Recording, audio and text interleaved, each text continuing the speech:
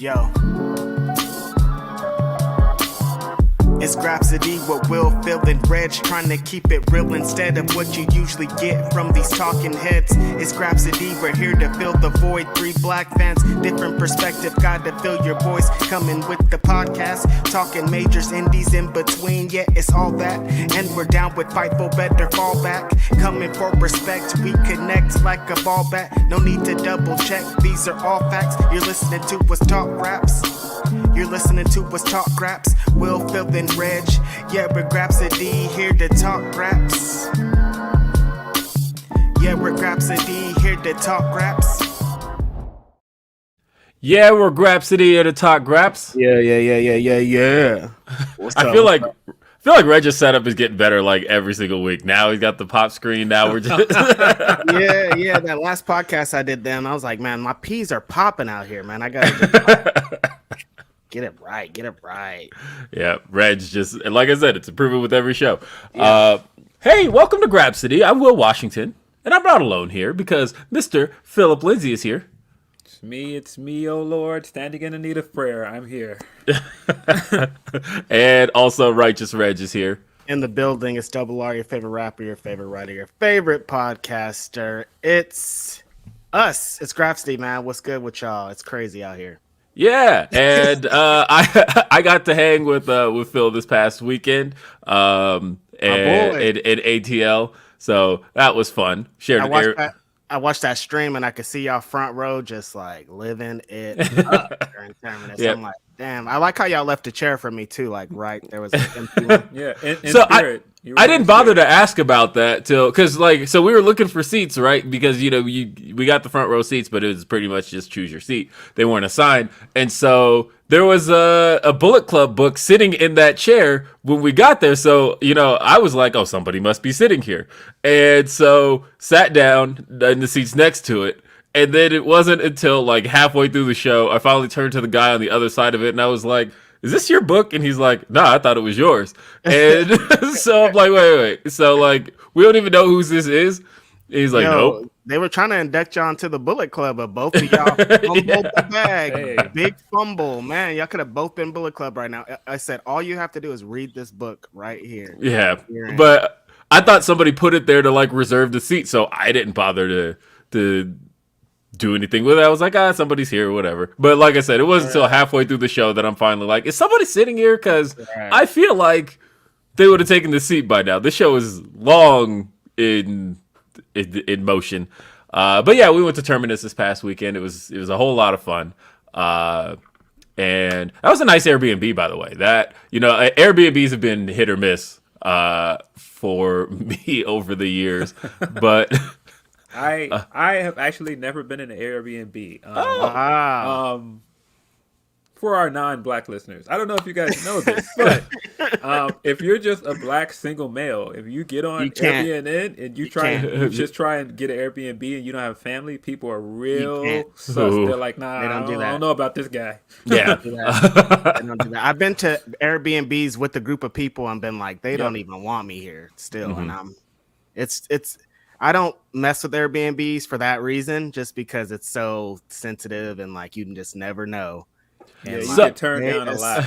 Yeah, I mean, it is what it is. So yeah, I've stayed in 3 now. One was in Harlem, and I knew I couldn't get turned down for that one. They're not turning you down in Harlem, bro. I know. Right?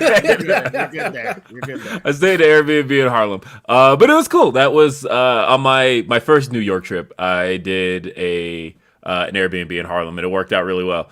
And I was like, you know what? I'm gonna just do this from now on. And then I stayed in another one in Glenwood Springs. That one was weird, just because like it felt like the pictures couldn't illustrate it, and I suppose there's no way the pictures could have, but a description could have. But it was like a fun house, right? Because like the floors were like all lopsided, and like the doors were like all kind of like warped. It was like the foundation had just like unsettled in it maybe like 50 years ago, and all of a sudden the whole place just like feels warped. And I felt as soon as I walked in, I felt like if I had like roller skates on, I would have just like slid down to the other side of the floor. Sounds kind of fun. Were your kids there? It sounds like you had a good time and sliding down the damn hallway. But yeah, this one we stayed in, it was 3 black males, so that was interesting too. It was nice. This was also in Atlanta. There's more. Yeah, it was Atlanta. Yeah, they're used to niggas pulling up at their. Yeah, but yeah, it was good.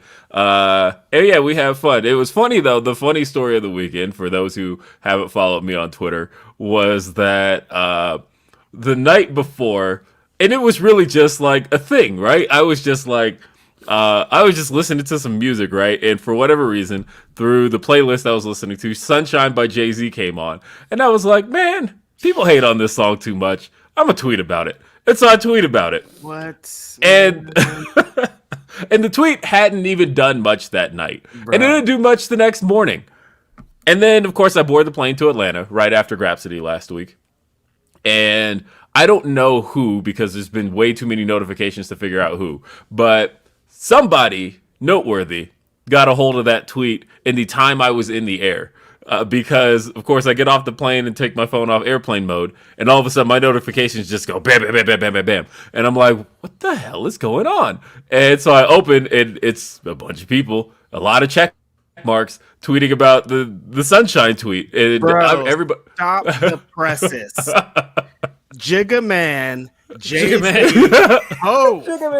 Ho, responded to a tweet, responding to your tweet, Jay-Z himself. I know, right? We're done here. You can't top the Ho retweeting a tweet. I know. That's Ho, bro. Come on, man. That was the part that got me, right? Because I saw that, like I said, a lot of people were tweeting about it. And the funny thing was, it was like me and Phil's entire conversation through the airport of talking about, as we're walking through the airport leaving, we're having a big conversation about Jay-Z and the pop hits, right? Because we were also talking about Nas, and we're talking about You Owe Me, I'm sure. Yeah, we're talking about You Owe Me. That was exactly what Me, came. Nostradamus. Yeah. Nostradamus, yeah.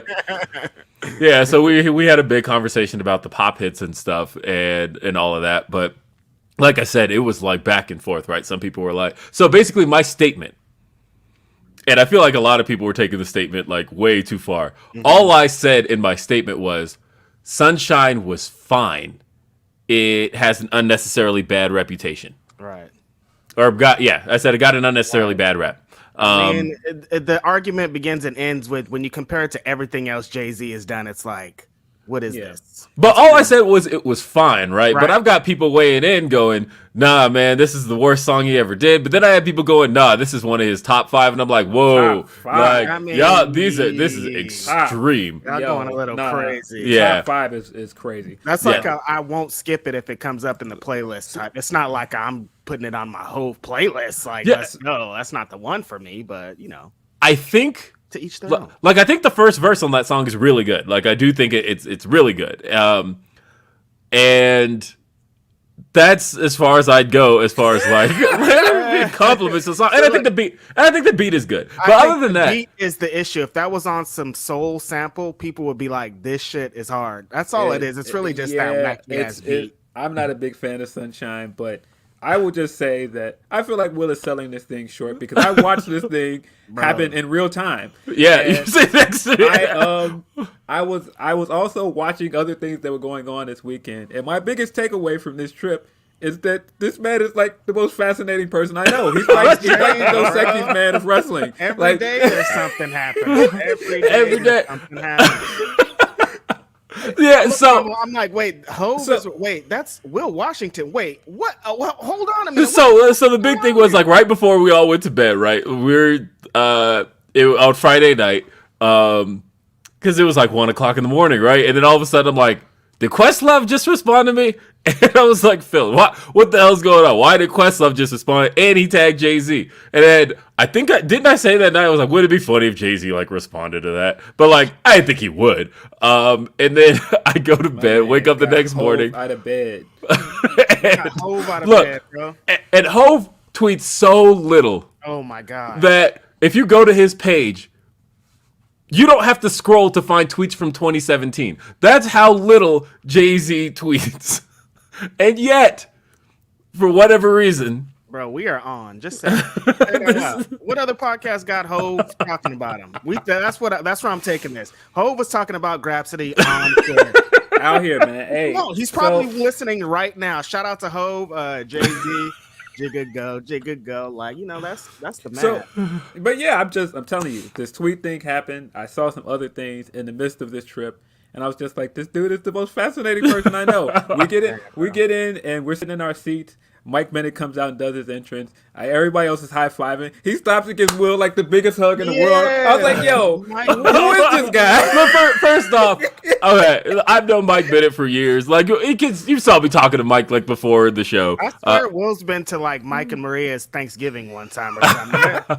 They love them some Will Washington, man. I legitimate. I actually had to pass on it, and I'm sorry about that. You guys know, but I was invited to their wedding. I've known this for this guy. First off, I've known Maria Kanellis for 12 years. Like, I've known Maria Kanellis a long time, and I produced their podcast, the Mike and Maria in Wonderland. That was me. In case anybody's wondering who was behind that. When they used to say, "Hey," flexing. During the show, when they'd be like, "Hey, our producer says blah blah blah blah," or "I just got a note from our producer." I was present every episode, Mike and Maria in Wonderland. So I've known those two a really long time. The man behind the curtain. Yes. I'm saying everybody, the mystery was out there. Everybody was like, I wonder who this producer is. I can't figure this out. I'm confused. Like, I really want to know. And this whole time, he's been right here under your nose. 17 years in the game. Now a part of Grapsody, the hardest podcast out, sponsored by Jay-Z and Rock Nation. Sponsored by Jay-Z. This podcast has been brought to you by Jay-Z. And the folks at Rockefeller Records. Unleash the flute, baby. Unleash the flutes. Yes, we out here. But yeah, so it was a fun weekend though. We had fun at Terminus, and I thought it was a fun show. Good show. Yeah, it's a good show. I like I don't know. I felt like Atlanta has needed kind of that refresher of their indie scene for a while. And sorry, I'm trying to get my camera to refocus. But I feel like they've needed that kind of refresher and kind of somebody to take the reins. And it's really good that somebody like Baron Black and somebody like Jonathan Gresham kind of had the vision to put that forward and do that. And that's actually a good time to give a big shout out to AC Mack for winning the Independent Wrestling Championship last night. Yeah. ATL people always come through rocking. That's a big, huge victory for AC Mack. He's an incredible talent.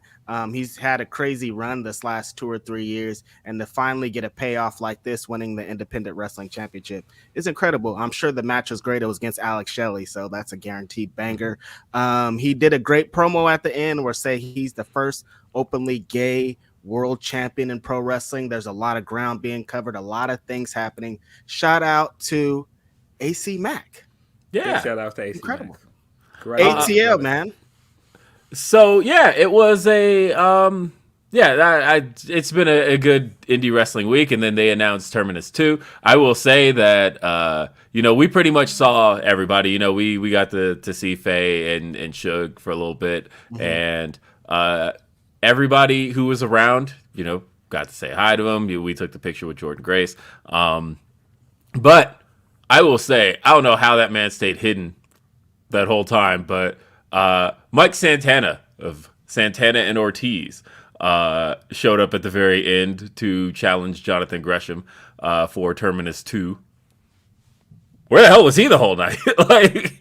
That's how it happens. I was at a West Coast Pro show for the entire time with the wrestlers, and then at the end, Jake Atlas came out of I was there the whole time. Like, where did Jake Atlas come from? Legit was there for like the last 10 seconds of the show. I'm like, they be hiding these wrestlers pretty incredible somewhere in these arenas or wherever they be. It's pretty great. Yeah, and that was cool, and that was a big surprise. And yeah, he's going to be at Terminus 2. And then it was also announced that Swerve's going to be at Terminus 2 coming end of February. Yeah, end of February. Yeah, a bunch of people asked me if I was going to be there, and there's so much travel coming up. That was not one I could squeeze in when Because right before is something going on. Yeah, well, just in general, there's just a lot. Right after is going on. Yeah, like just right after we're going places, and yeah, this weekend, next weekend, we're gonna be at the Rumble. Like, hey man, them boys is going places. Yeah, next see that segue? Yeah, like next Saturday, you won't have this backdrop because I'll be in St. Louis. Phil will be in St. Louis. Reg will have his backdrop still. Boo, boring. Tomato. Although, we had to talk about COVID last week. And by all accounts, I should have COVID right now, and I don't. I am... Stop trying to jinx yourself. No. Crazy. Don't say that out loud. Hold up. First off, so everyone in my house has it. Everybody. My wife. Currently? My kids. Yeesh. All of them. Currently. And none of them went to Terminus. Yeah. And none of them went to the South where they don't mandate that people wear masks. Yeah. Everybody. Now, I will say it's been my son's clear. My daughter's clear. They're both clear. My wife still hacking up. Nothing. I have tested multiple times. Even yesterday, I was like, I kind of feel an itch in the back of my throat. I should test. He's like, I don't got it. I just spread it to my whole family. But that's the thing. I'm not even testing positive. So, man, I don't know. I've tested multiple times because I'm like, okay, I just got back from Atlanta. I was in a crowded place, wrestling fans, literally, as Phil just mentioned, people giving hugs. I'm like, okay. Not that I'm wishing it upon myself. It's just more so looking at the circumstances. I don't see how I don't. Jeez, this is why I'm not in New York right now at Hammerstein Ballroom because I don't want to get it, and I know if I go there, I'm going to get it. So it's good to just stay my house. It somehow though with. And I sleep next to my wife. It ain't like I mean, we assumed that you slept next to your wife. I don't know. It could be like an old 50s sitcom where we sleep in twin beds. Right, you got the I Love Lucy set up with the two twin beds. Yeah. Was it? I think it was the Addams Family, right? That was the first show ever where they was in bed together. Yeah, where the main couple of the show didn't sleep in twin beds because it was considered lewd at the time, which is insane to think. 100 years ago on television, they were like, "Yeah, we can't have a man and a woman's sleeping in the same bed together." That's just insanity. Now there's barbed wire and pizza cutters cutting people's heads open. Your Wednesday night. You can say shit on TV now, which do whatever you want. Hell, you could say go fuck yourself. You can say, go fuck yourself. Great transition. Yeah. Well, we'll be talking about that in a minute because breaking news right before the show. We got to start. Got to start with the big topic because it broke right before the show. But Lio Rush is leaving All Elite Wrestling. That was confirmed by Lio Rush. It's been speculated for about a week now, or 2 weeks, honestly. The fact that a lot of people were wondering why the Dante Martin relationship just hasn't been referenced in a little while, and there were a lot. I was on Reddit. There's legit 20 threads on Squared Circle. Where's Lio Rush? Where's Lio Rush? Yeah. Every time there's a thing, where's Lio Rush? Everybody's asking about him. So this was a big talking topic for many weeks, especially since he put out that tweet responding to Tony Khan, responding to Big Swole. So it's been and I saw it kind of really come to a head when the artwork or not the artwork, but the promotional material for the Who We Are album, the boys on it, was put out, and Lio Rush wasn't on it. So much fun. Let me just say real quick, great project. I hate that these little things keep popping up to try to to dampen our shine in any way. I'm having so much fun doing this. This is so great when the shit comes out. That's the other thing Phil could attest to. The one thing Phil could attest to was so the track that I was waiting for to listen to after the show last week. You guys heard it because I received it during the show. I listened to it nonstop the whole trip. I was so pleased with how that turned out. First off, I was like, all right, on the plane, I downloaded the Eternals, and I'm like, all right, I'm going to watch this. And then I got 10 minutes in, and I'm like, let me listen to the song one more time. And I listened to it on the plane, and then I listened to it again, and I probably listened to it 20 times. And then we got in the rental car, And I'm like, "Ooh, throw this on real quick. I just want to hear it." Bro, you got so look, I got thrown for a loop after last podcast. We talked about it. The song that I had done was done. And then after Montezi was here, after the podcast, he said, "Hey, that song, just kidding. That's a fake song. Scrap that song." Brand new song, brand new beat, brand new thing. I was like, what am I going to do? Like when it came in, I was like, I don't know. I don't do like Righteous Reg doesn't do this. So what am I going to do? Man. But legit, I got a crazy fortune at Panda Express that was like, yo, stop. My Panda Express fortune told me to relax. My Panda Express fortune was like, yo, try some new things. And then I was like, you know what? You're right. And it worked out. Song's a banger. I was dancing in my room to this fucking song. Yeah. Wait, so how do we go full circle from you going, hey, gotta re-record this song? Man, feeling a little down in the dumps. Cracked open that fortune cookie. Man, everything's gonna be all right, man. Hey, sometimes. Let me go get some lunch. I sat on it for a couple days. Like, yo, I maybe not. But yeah, the fortune was like, you know what? You can do this. Hey man, as long as the fortune has got you. Let's go. Panda Express, man. Everybody knows niggas love orange chicken at Panda Express. It got some kind of kind of thing that black people love inside of it. I'm telling you. It's probably crack. Don't do that to us, man. We don't deserve this. But back to the topic at hand. Yeah, so like I said, the promotional material was released. People noticed that no, I know, and it is a great tangent too. But people noticed that Lio Rush wasn't on the cover. He's listed as an artist on the album. He was not listed as part of the talent, so that led to a lot of speculation. I don't know if that had anything to do with anything. But I'd like legit, I have no idea. But it was. That just led to more speculation, more talk online. I think he's heard all of it. Every time he had something to post, because everything he's been posting has been not related to All Elite Wrestling. It's been he's talked about GCW coming up. He's talked about New Japan coming up. He's been really posting about his music lately, but nothing AEW. So that, again, the speculation was running rampant. And today he officially put out the statement that his contract expires second week of February 14th, I think he said, at which point he is a free agent and he is free to take bookings. And he is no longer going to be a part of AEW. Now, of course, speculation running wild, right? Because Lio was the first person to make a statement against Tony Khan in the Big Swole controversy. And his statement was basically, he added Tony Khan and said, apologize. And so there's a whole lot of theories going around. And then the next day he put out a statement, not necessarily backtracking on it, but more so, I would say a lot of people saw it that way. More so, I guess, offering his clarification on the statement. He talked about how he had talked to Tony, and that was that had a reaction, right? That had a big reaction from a lot of people in the space, in the Black Wrestling Twitter space, at which some saw it as as backing down, and actually, I won't even say some. Most everybody saw it as backing down from where he was the previous day. And so there's what the fuck is he supposed to do? Every time someone talks about like, oh, he back. What the fuck is he supposed to do? You dumb son of a bitch. I'm so like, the situation is so like,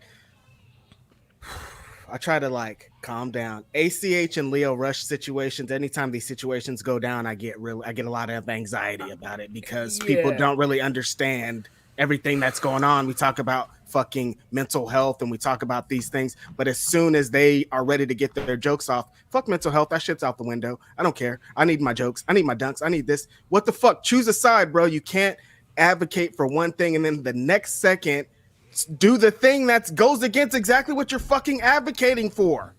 Yeah. You're kind of a bitch. Don't do that. Reg mentioned that before the show, and that like really struck a chord with me, right? Because I talk about having mental health issues are doing the thing that fucks with mental health issues. What are you thinking, bro? Relax, man. A lot of people are going through a lot of shit. These times are insane.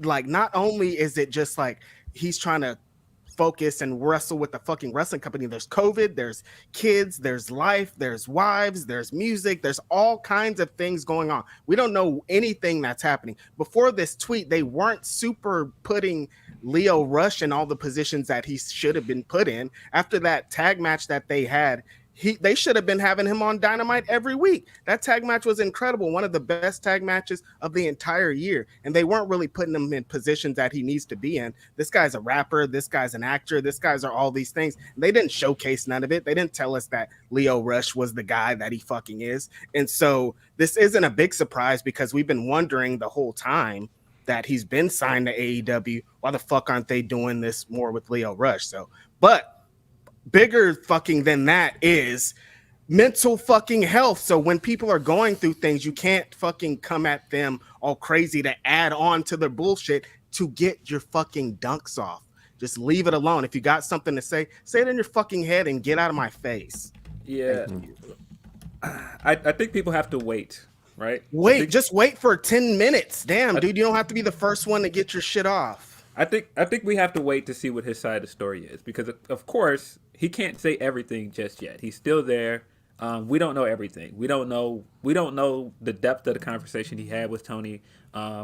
We just don't know. There's so much information about this that we just don't know. I mean, this is less than a month away from the initial debacle that started this. Right. We just don't know, and so I think people jump into conclusions and going stuff like he was let go or.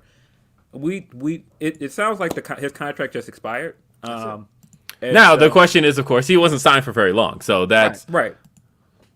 So of course, there's a lot of questions about that. You know, how long was he even signed for in the first place?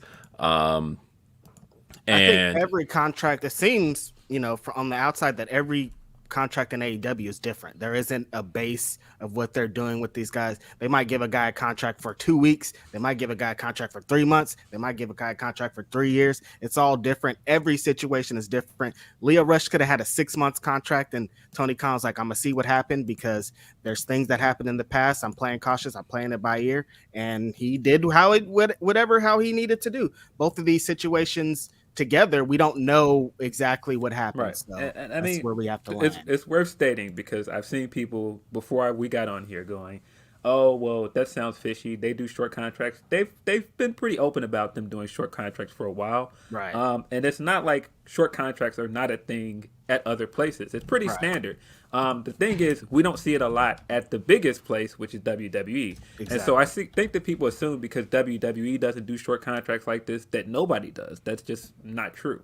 But yeah, I just think that there is just so much around this. There's so many different conversations around this that people have to pump their brakes. I know Twitter doesn't really lend itself to that because everybody wants to comment immediately. Mm-hmm. But I will say, I think it says a lot that the first person, well, not even the first person, the only person that we saw that really stood up for Swole in a big way is not there less than a month later.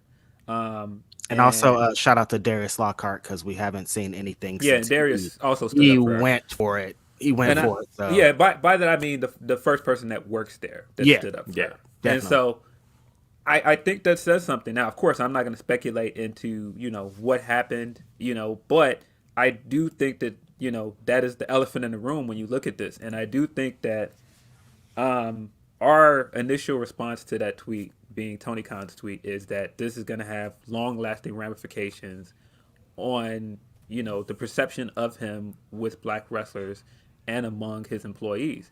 And I feel like this is kind of like the first, chip in the armor of what we're seeing. Right. And so I'm just curious how they recover. And that was, of course, the thing we talked about when we had the episode the next day. How do you alleviate trust issues? And that's not to say that I believe that Lio has trust issues. We don't know that. But the industry as a whole, whether it be people on Twitter or, what the perception around it is a lot of uneasiness around this because he still hasn't addressed it in a way to alleviate that. Awkward silence. I thought somebody else was going to chime in. Oh, yeah. I thought you were going to keep cooking with it. I mean, and it just worries me that from my point of view that he I mean, not to mince words here, Tony messed up. He made a mistake here. And instead of people, keeping energy on Tony and, also continuing to ask him to speak up on this issue and apologize or however he wants to address it, it feels like people are now, taking that distrust to black people that work there. And I don't feel like that's the answer. Like, no, it's because not. people are just trying to do their job. For all we know, for all we know, Lio was just trying to remedy the situation until he was ready to make a decision on if he was going to resign. We just don't know. Like, there's so much. Yeah, and there's a lot we don't know, and that's why I feel like coming at Leo's head is too much, because we don't know. Yeah, we don't know. Like, I don't feel like I'm in any position to make a judgment on anybody's reaction, because people came at Hobbs, and I thought, same deal that I had with Will Hobbs, and that what we talked about 2 weeks ago was that was that 2 weeks ago, 3 weeks ago? That was like 3 weeks ago. God, where's the time? Yeah, it's the 22nd. And I had said at the time that one thing I would never do is discount anybody's experience, right? Like, I could never say from any perspective that Swole's experience was not the experience she had. Right. That's fully what I will always believe, that somebody's experience is their own lived experience. And on that same front, for people to then come at Hobbs, it's kind of the same thing. Like, you want to offer that same respect, right? Of like, or at least I feel like I would, of in the same way that I wouldn't want to see, or I would never want to say that Big Swole's experience wasn't what it was, because I feel like that primarily is the issue to me, is that she talked about her experience, and she got a response to that was essentially kind of a dismissal of her experience. And on that same front, I would never want to say that to Will Hobbs or Sean Dean or anybody that who haven't had that experience or don't feel that was their experience. That's all that either of them ever said, was that, I've had the experience I've had, and I'm just going to speak on that. And to me, it's like, okay, so you can't get mad at them for not having that other experience that the other person had. The most you can say to that is, okay. Right. That's how I feel about it anyway. Right. I think the thing for Lio is that he just can't trust any of these big companies anymore. I think the same exact thing happened in WWE. Essentially, I think that he thought there was going to be a grass is green on the other side. I'm sure Tony Khan sold him this dream that shit's going to be different. I'm going to give you this, I'm going to give you that, and he didn't really. So what's interesting is, I like Lio Rush a lot, and so what I don't. And I say that as a viewer. I don't know Lio Rush. So I know people who know Lio Rush. Mm-hmm. They've also had great things to say about him. But as far as I'm concerned, I'm just speaking as somebody who has watched Lio Rush. I enjoy watching Lio Rush. So there is a sadness in me right now that's like, man, was this his last opportunity at like a major promotion? Because if so, man, that sucks. That definitely scared me that this could be potentially the last time we see him on major network TV. I don't think so. I mean, in terms of wrestling. No, I think that eventually a black promotion is going to emerge out of this. That's what everything that's happening these last couple years is leading to a big promotion with a black person on top. That's where this is all leading to. We're going to be on BET. I pitched it already on Twitter. Tyler Perry Network Pro Wrestling. And Madea is going to be the commissioner. Look. TP Dub. We're going to get a big opportunity, and I feel like luckily for us, pro wrestling doesn't only exist with two big giant promotions like most people they think they have, and Lio Rush has already been doing a bunch of incredible things in different promotions. I think he's going to continue to do that, so we're going to continue to see, but eventually I really think there's going to be a promotion for us. That's big. Don't get me I don't know who's going to do it. I don't know whose money we're going to get maybe Master P will continue this hog wrestling thing, because every time somebody talks about hog wrestling, they're like, "What about Master P?" It's Look, like that. Master P That didn't go anywhere, right? He's making ramen noodles and bread now, bro. He doesn't got Rats next. Hold up. First up, Master P, doesn't he like still have money? He just don't have like notoriety anymore. Yeah, that's all it is. He's still doing exactly his thing. Although I have to say, I was on Master P's Wikipedia page not that long ago. That man wrote that. There's no way he didn't. He wrote his own Wikipedia page. Like, you ever read a Wikipedia page that like Master P. You're like, no, he wrote we was listening to some old No Limit 2 last weekend. But nah, it was, I don't know, just sometimes you could read a Wikipedia entry and you can kind of tell, like, it'll kind of speak on things in almost like too positive of a light where you're like, it nah. says the Shocker's not that bad, and like the second sentence you're like, wait a minute. I was reading it was like Master P, one of the most influential and self-made rappers of the 90s, and I'm like, okay, that could kind of be said. And it was like, and it really can't be understated how much of an impact he had on hip-hop. And I'm like, wait, nobody would say that. Like, not in... nobody would say that. His brother Silk the Shocker had bars. He was one of the best. You're like, wait, hold on a second. Yeah, he didn't quite know like how to fit the bars on beat, but he no, never.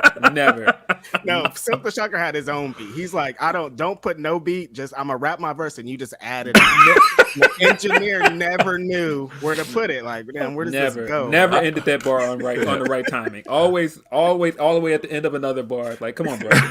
All right, we're over here, Silk the Shocker. What are you doing, bro?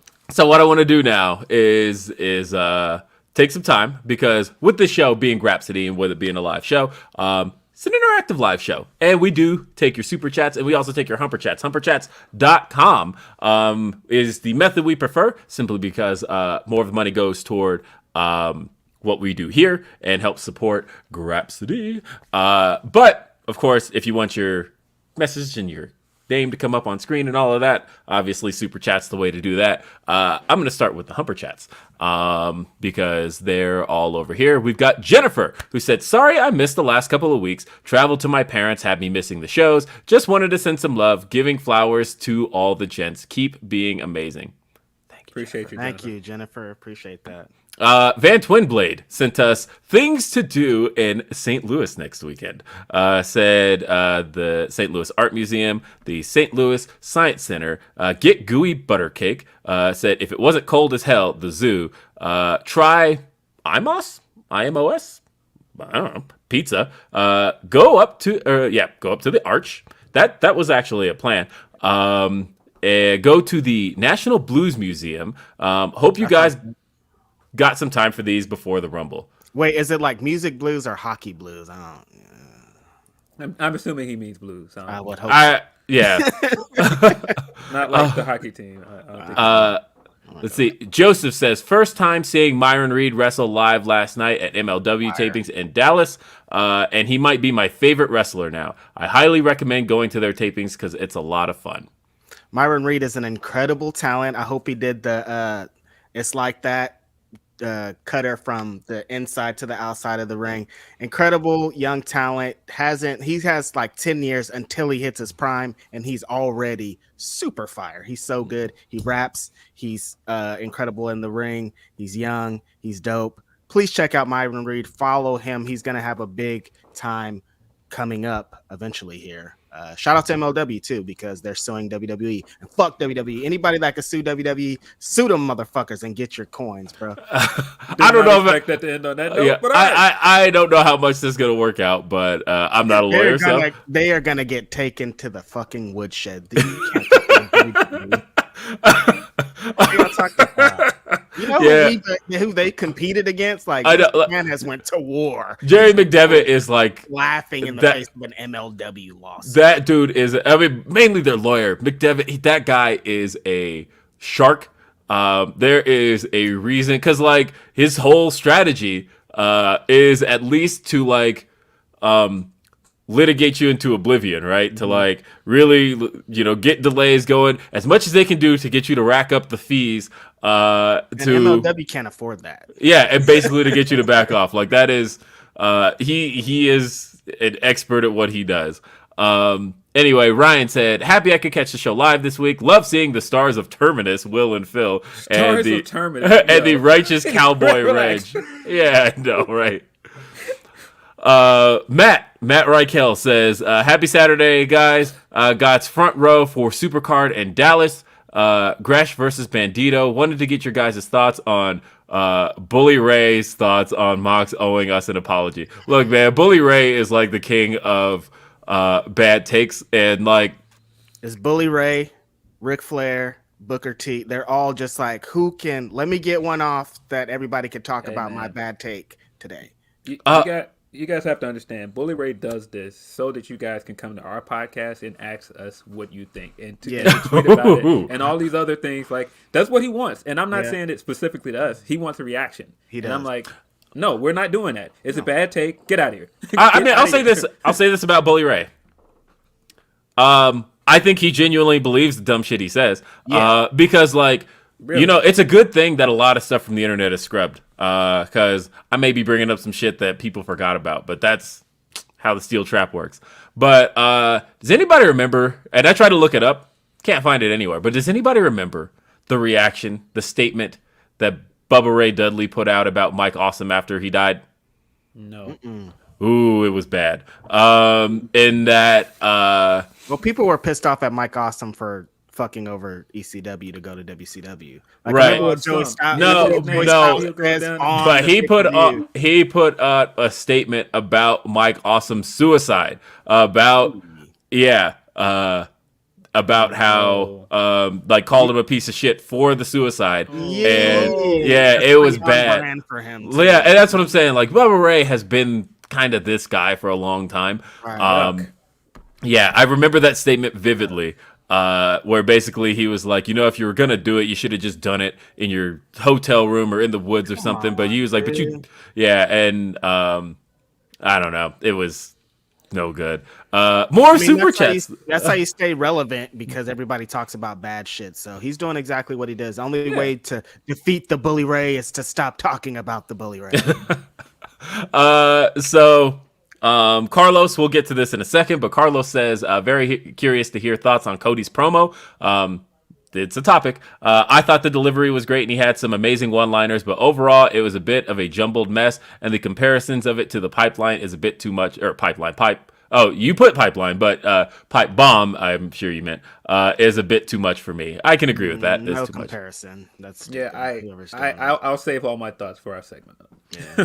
And also from Carlos says, I wish Lio nothing but success. Anyone who wants to try to make snide remarks or jokes about his attitude or his passion can take that shit elsewhere. But people are going to do it. And that's just, like I said, I'm with Reg. The second he said that this morning, right before the show, they kind of like, it struck a chord with me because, we do that a lot, right? Where if somebody talks about they're having mental health issues, we're like, hey, mental health, we need to take mental health seriously. But then, like, in people's times of any kind of turmoil, we're also quick to dunk. Mm-hmm. And I feel like those two things go hand in hand. Like, we can't simultaneously say that we want to stomp out bullying culture, but then turn around and bully people. Like, like, if you're gonna do it, then I really don't want to hear about any type of support for bullying as a whole. Like, if you're gonna do it, then do it, right? But don't try to have it both ways. I mean, to the larger point though, this all started based off of Swole saying that, there should be more black representation at AEW. And if this was for us supporting black people, then shouldn't we be doing better by black people than, jumping to conclusions and just letting them tell our story? Didn't we learn this lesson with Swole, where Swole got to tell her story and then we could comment? And so shouldn't we just let Lio tell his story first? I don't know. Wrestle Voice says, this is for you brothers, just always covering the rough stories. Y'all keep grinding, and power to Lio. Thank you, Wrestle Voice. Appreciate you. Let's see. We have Black Shaggy says, afternoon, brothers. Hope all is well with y'all. Is it like Shaggy from Scooby-Doo, Black Shaggy, or Black Shaggy, it wasn't me? Wasn't he already black, though? Double Black Shaggy? Double Black Shaggy. Dante says, shout out to Leo. He's going to be great wherever he lands. Eloquent says, did an Airbnb in France once. Yikes. Oh, I can't imagine. Wow. Look at the flex on that. Look at the flex on the super That chat. is Did an also a Airbnb flex. in Yeah. France. Yeah. Yeah. But Rob, who was in the Airbnb with us, said Airbnb gang. He actually booked the whole thing. So like, shout out to Rob. B-Rob. Yeah, Shout out to B-Rob. Rob. He booked the whole thing, and that was. And he even had like not great experiences. He was telling us a story about how he once booked an Airbnb based on the pictures because it had what looked like 4 different rooms, but it turned out when he got there it was like one room and that was just a corner of each. They literally just took a picture of each corner and let's see. Augie says Lio Rush makes it hard to be a Lio Rush fan. Maybe. I don't know. I'm not judging yet. Black Shaggy again says also hype AF for the AEW album. My and True God is involved too, so only a matter of time before we all work. Shout out to True God. Dope artist. Eloquent says Leo will eventually tell his story about his AEW experience. We'll see if Tony learned anything from the Swole debacle. If Leo is a type critical. We are going to see. It's going to be very interesting, that's for sure. Yep. Smiley says, morning boys, just came to say hi. Reg, you can say my name. LOL. Tracy! Shout out to Tracy. That's my homie. I think I am going to be in Texas. Thanks a lot fucking for the culture. I'll see you then. Yeah. I am La Lucha says, bruh, Babyface sang the hook. Classic. Talking about Sunshine. Robert says, shit, someone get Will to the CDC. His DNA is key to expanding the pandemic. Got the secret. Again, the most fascinating person I know. It would be just on par for the course for him to just have the secret to COVID. Right. Hannah says, I'm going to bring a at-home test and make you test before you get in my car. Get him, Hannah. Have one of those little guns with the temperature thing too, Hannah. Check his ass. Ismaili said, Reg, I knew we were friends for a reason. I love Panda Express. I mean, if you need to get a life lesson and some great sugary chicken. I mean, it's true. See, the problem is, I live right by Panda Express, but there's like a little small shop called Little Panda that's not that far from me that I tend to go to. But I will say that the other day, like Little Panda's obviously more expensive. But Panda Express, you just get what you need, and it's quick. Yeah. Right. You know, it's. I usually only go there when the other place is closed because those places will be like, I'm open from 1:30 to 2:30 on right. I'm like, yo, I'm trying to get some Chinese food, bro. What's going on here? But you know, it happens. Shout out to Panda Express. Let's get a Panda Express sponsorship. I'll take that. Right next to our Rock Nation. It's gonna be Rock Nation right here. Panda Express over here. And Boston Baked Beans. Brought to you And by Boston Baked Beans. We definitely need the Boston Baked Beans sponsorship. T. Daniel Barber says, there's plenty of places for Lio Rush to work. The tweet is barely an hour old and speculation is getting too crazy. People need to chill. Crazy. Yeah, people do need to relax. I'll say this. Speculation isn't too bad. It's more so when you come at people negatively. Like I said, speculation, it's like that's our nature as wrestling fans. We're going to speculate because we don't have all the answers and we're going to ask questions, and that's what we're going to do is speculate. We speculate on this show. That's the thing. That's what we do as wrestling fans. Yeah. It's the energy when you're coming at somebody and adding him with it too. Like, again, if you have a way you feel about what he said, you're entitled to feel the way you do. And if this goes on to your agenda that you have against him, like, why do you have these agendas? Relax, like, clear your mind, go outside, meditate. Yeah, like some weed. Yeah. Let's see. We got a question from Ricardo. Says, who do you guys think is the next AEW champion? I think it's MJF.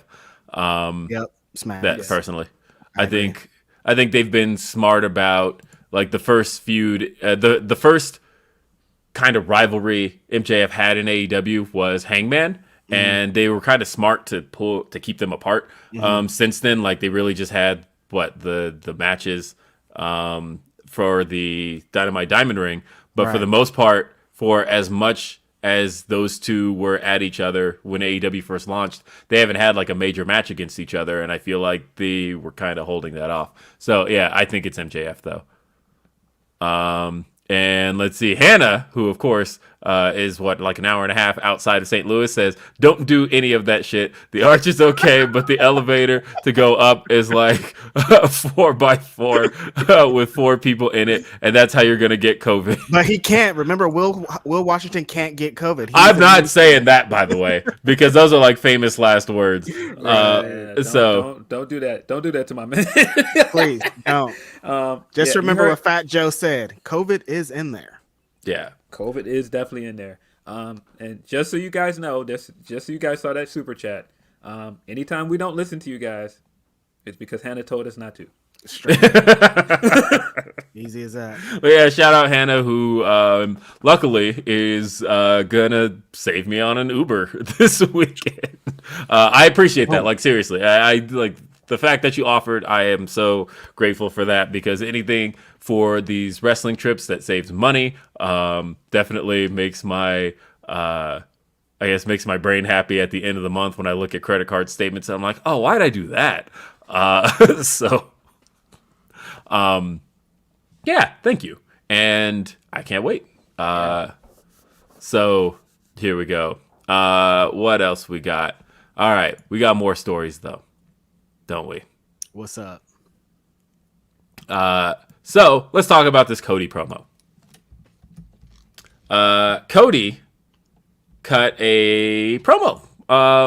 And it was kind of a big week for Cody, right? We got the Cody promo. It was a big week because Fightful Select broke the story this past Monday that Cody was a free agent. He is technically working AEW without a contract. So anything can happen as far as Cody Rhodes is concerned. Will anything happen? I don't know, probably not. But anything could happen. Who knows? He is in a position right now to field anybody's offer. Like right now, he made the statement to Sports Illustrated just last week that he sees AEW for life as far as he's concerned. He helped start the company.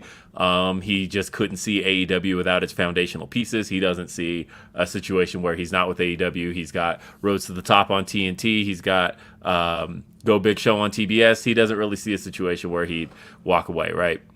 But on the other hand, he is in a position where WWE could be like, $5 million. Like, they would do it. But just to make a moment, just to make a statement, like, if they just said, look, we'll give you $5 million, you get to beat Roman Reigns, and you get to have your big-ass pyro entrance with your theme music.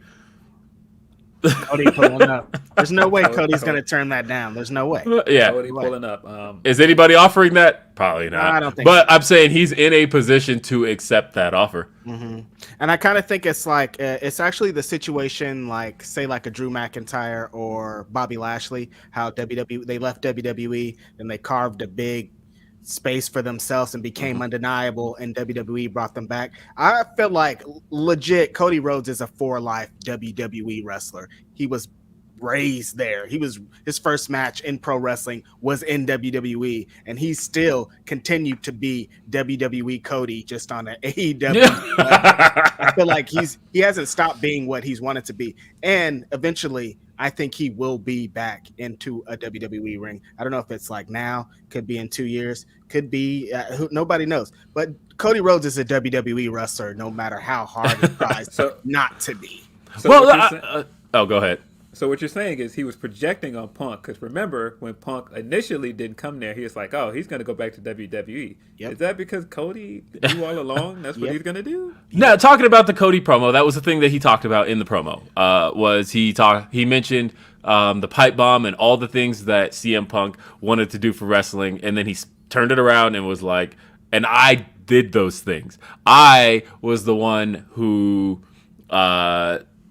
left WWE. I went to Ring of Honor, and I went to New Japan, and I worked the indie scene, and I helped build more of the indie scene up. And here's the thing, he did.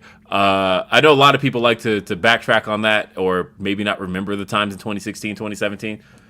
Cody was kind of the biggest draw in the indies for a really long time. If you had Cody on your card, he was bringing people to indie shows, and a lot of people in the independent scene benefited from having Cody around. Whether you like him or don't like him, he did a lot for that scene. A lot. And so when people all this week have been saying that promo is everywhere, that promo is all this, that promo is all this, I'm all, yeah, a WWE promo. Are you guys not listening to what's going on here? That's Cody Rhodes. That's a WWE specialty. Go out here and talk about all these 5 bullet points, just like your idol Jonathan Cena did. So I will say this. First of all, I thought it was ridiculous that people were straight away saying that this isn't news. Of course it's news. Like, this is Cody Rhodes being a free agent. Like, this is one of the initial AEW signees, one of the executive vice presidents being a free agent. This is enormous news. Like, to insinuate that it's not news, it's just nuts. And he's a champion. Like, even if you just took that away, the guy is the TNT champion.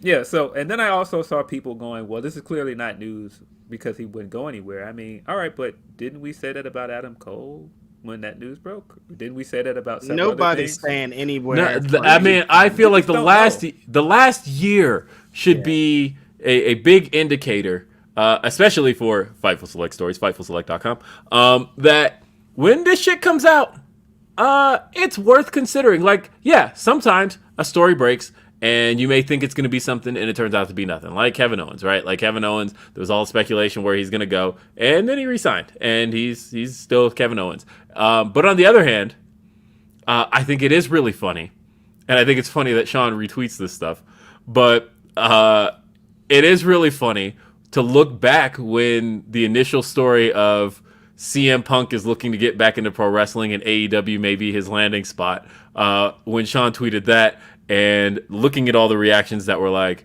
yeah, okay. Yeah, this will turn out to be nothing. We've heard it before. CM Punk ain't coming back. We're not, nothing's happening with CM Punk.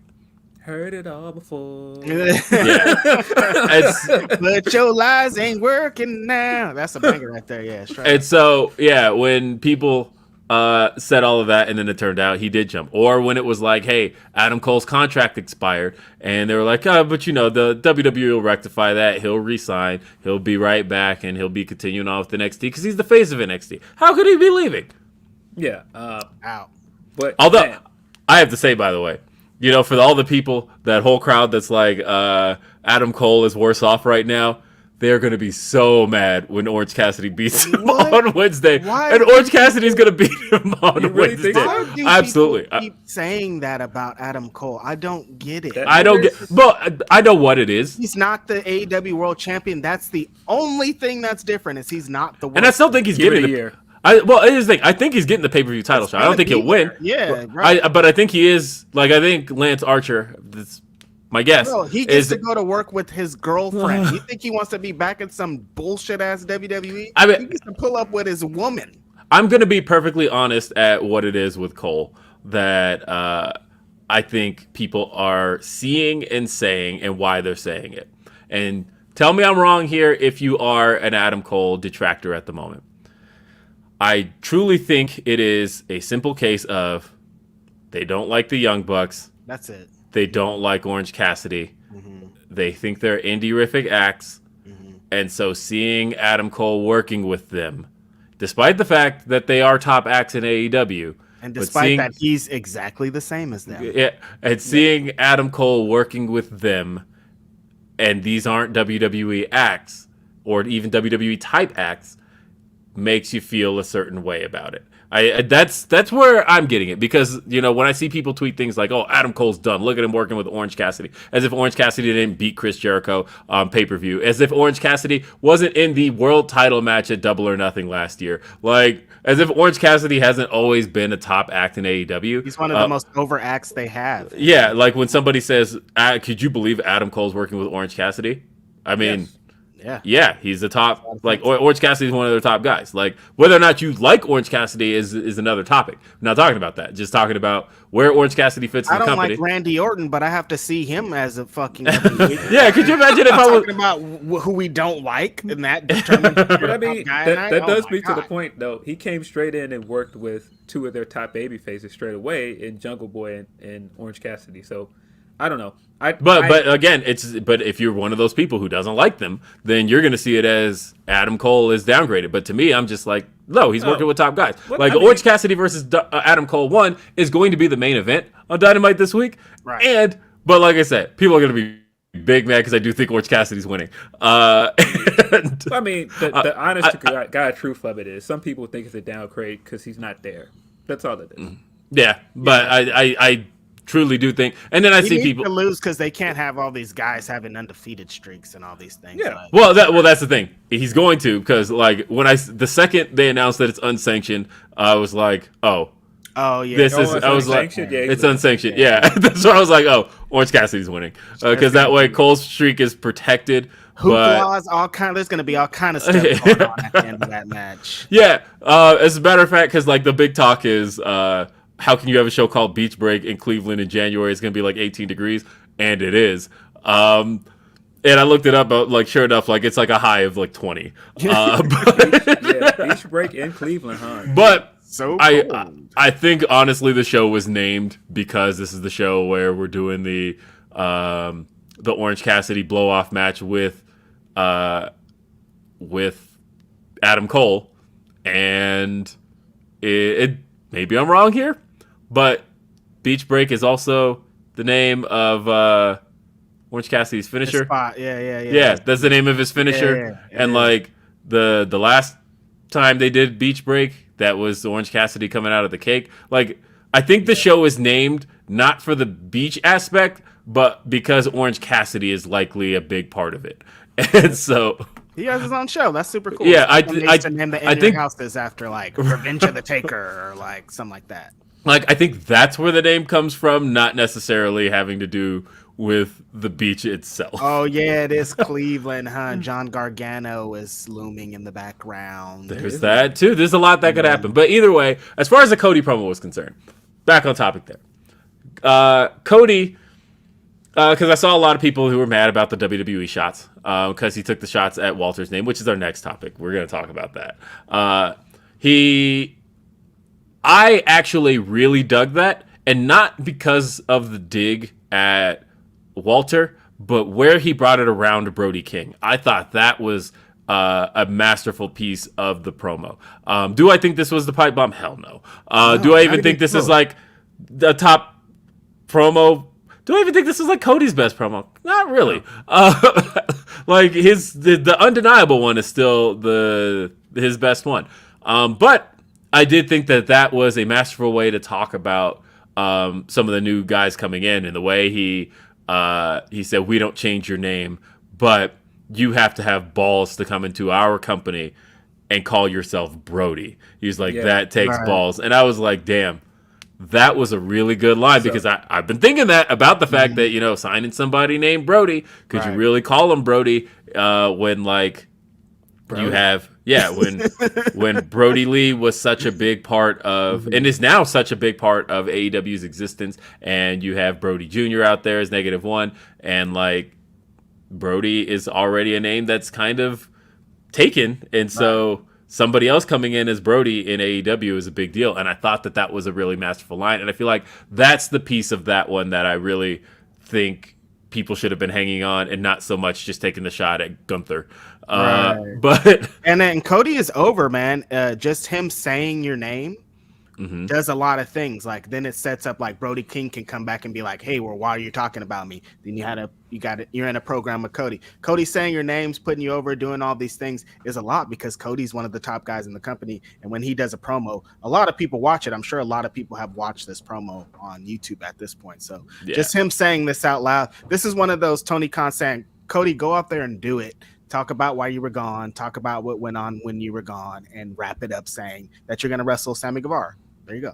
Yeah. And he brought up the ladder match. They were doing it for both belts. They actually got, by the way, a new TNT title made. Because how many do they have at this point? well, that was the thing, was the one Sammy won at Battle of the Belts was the old one, because they didn't have an extra version of the current belt, and of course Cody had the real one with him, but Sammy does now have. I don't know if Sammy's got the original and Cody's got the new one, but there are now officially two of the current TNT Championship. But because it looked weird to me, like when Sammy won it, I'm like, did they dig that out of a drawer? Because that looks like the one that Darby had. And yeah, but, so if we want to take this thing full circle and go back, I don't remember who super chatted this and was saying this is a mess. I don't agree that it was a mess. I think from the very second he walked out and he goes, "What should we talk about, guys?" Mm-hmm. He knew exactly what he was doing. He was cooking. And I've been saying this for weeks. That man is a heel, man. Yeah. He's not making it. He's not making it in your face so you can see it. But the second he brought up the pipe bomb, and just think about the reaction that Punk came out to and how beloved he was. Just think about how over Punk is with that fan base. For you to come out and bait them by complimenting Punk at first and then immediately go, "But I've done everything that he said he would do." You love him so much, but he didn't give you anything. He went away for 7 years, and in that time, I did everything that he said he would do for you. And matter of fact, you loved it when I did it. You cheered for me, which is an outright lie. Which again, he's a heel. Right. Heels lie. When he threw out that Brody comment, he outright said, "I don't like to lose. Everybody knows I don't like to lose." Right. Yeah. This was a heel promo, guys. Like everything about it was a heel promo. The fact that he went all around, he danced all around the fact that he had to defend his title next week because he's just acting like it's a foregone conclusion that he's going to win. Yeah. He didn't even talk about Sammy at all during his promo because why? He thinks he has Sammy's number. He's already beat him several times. And I've seen people saying, well, he talked about all these other things other than Sammy. That was the point. He doesn't think that Sammy's important. He knows he can beat him. And that's why he's going to lose, of course. But this is a heel promo. Right. Yeah. Yeah. Great shit. Cody went for it, man. I liked it. I liked what he did. I like that it was all over the place. What he should supposed to come out and do an 8-minute promo about why he's going to beat Sammy Guevara? Nobody wants to hear that, dude. I want to hear why you're Cody Rhodes. Tell us why you're Cody Rhodes. And I think the biggest thing to set up is it sounds like he's setting up a big program with CM Punk coming up. It's exactly what he was doing. And I've been assuming that for weeks, but this pretty much cemented it. Because I'm curious. Go ahead. I don't know if you guys remember when Punk was doing commentary and one of those weeks Cody came out, Punk had some pretty, bitter stuff to say about Cody, and people just kind of brushed it off like it was just a side comment. I didn't think so at all. Planting seeds. Yeah, I guess we'll see. I mean, honestly, to me, that's a big Double or Nothing match to me. Right. And yeah, like it's looking like they're gonna do Punk MJF. If I were them, I would imagine they're gonna do it twice. Because it sounds like they're gonna do it in Chicago in 2 weeks. They usually do their big matches once or twice, 2 or 3 times. So I could see them doing it in Chicago and then having some reason to do the rematch at Revolution. I don't know, but either way, as far as the Cody promo was concerned, I liked it. It was one of those things. Like I walked away thinking like he did.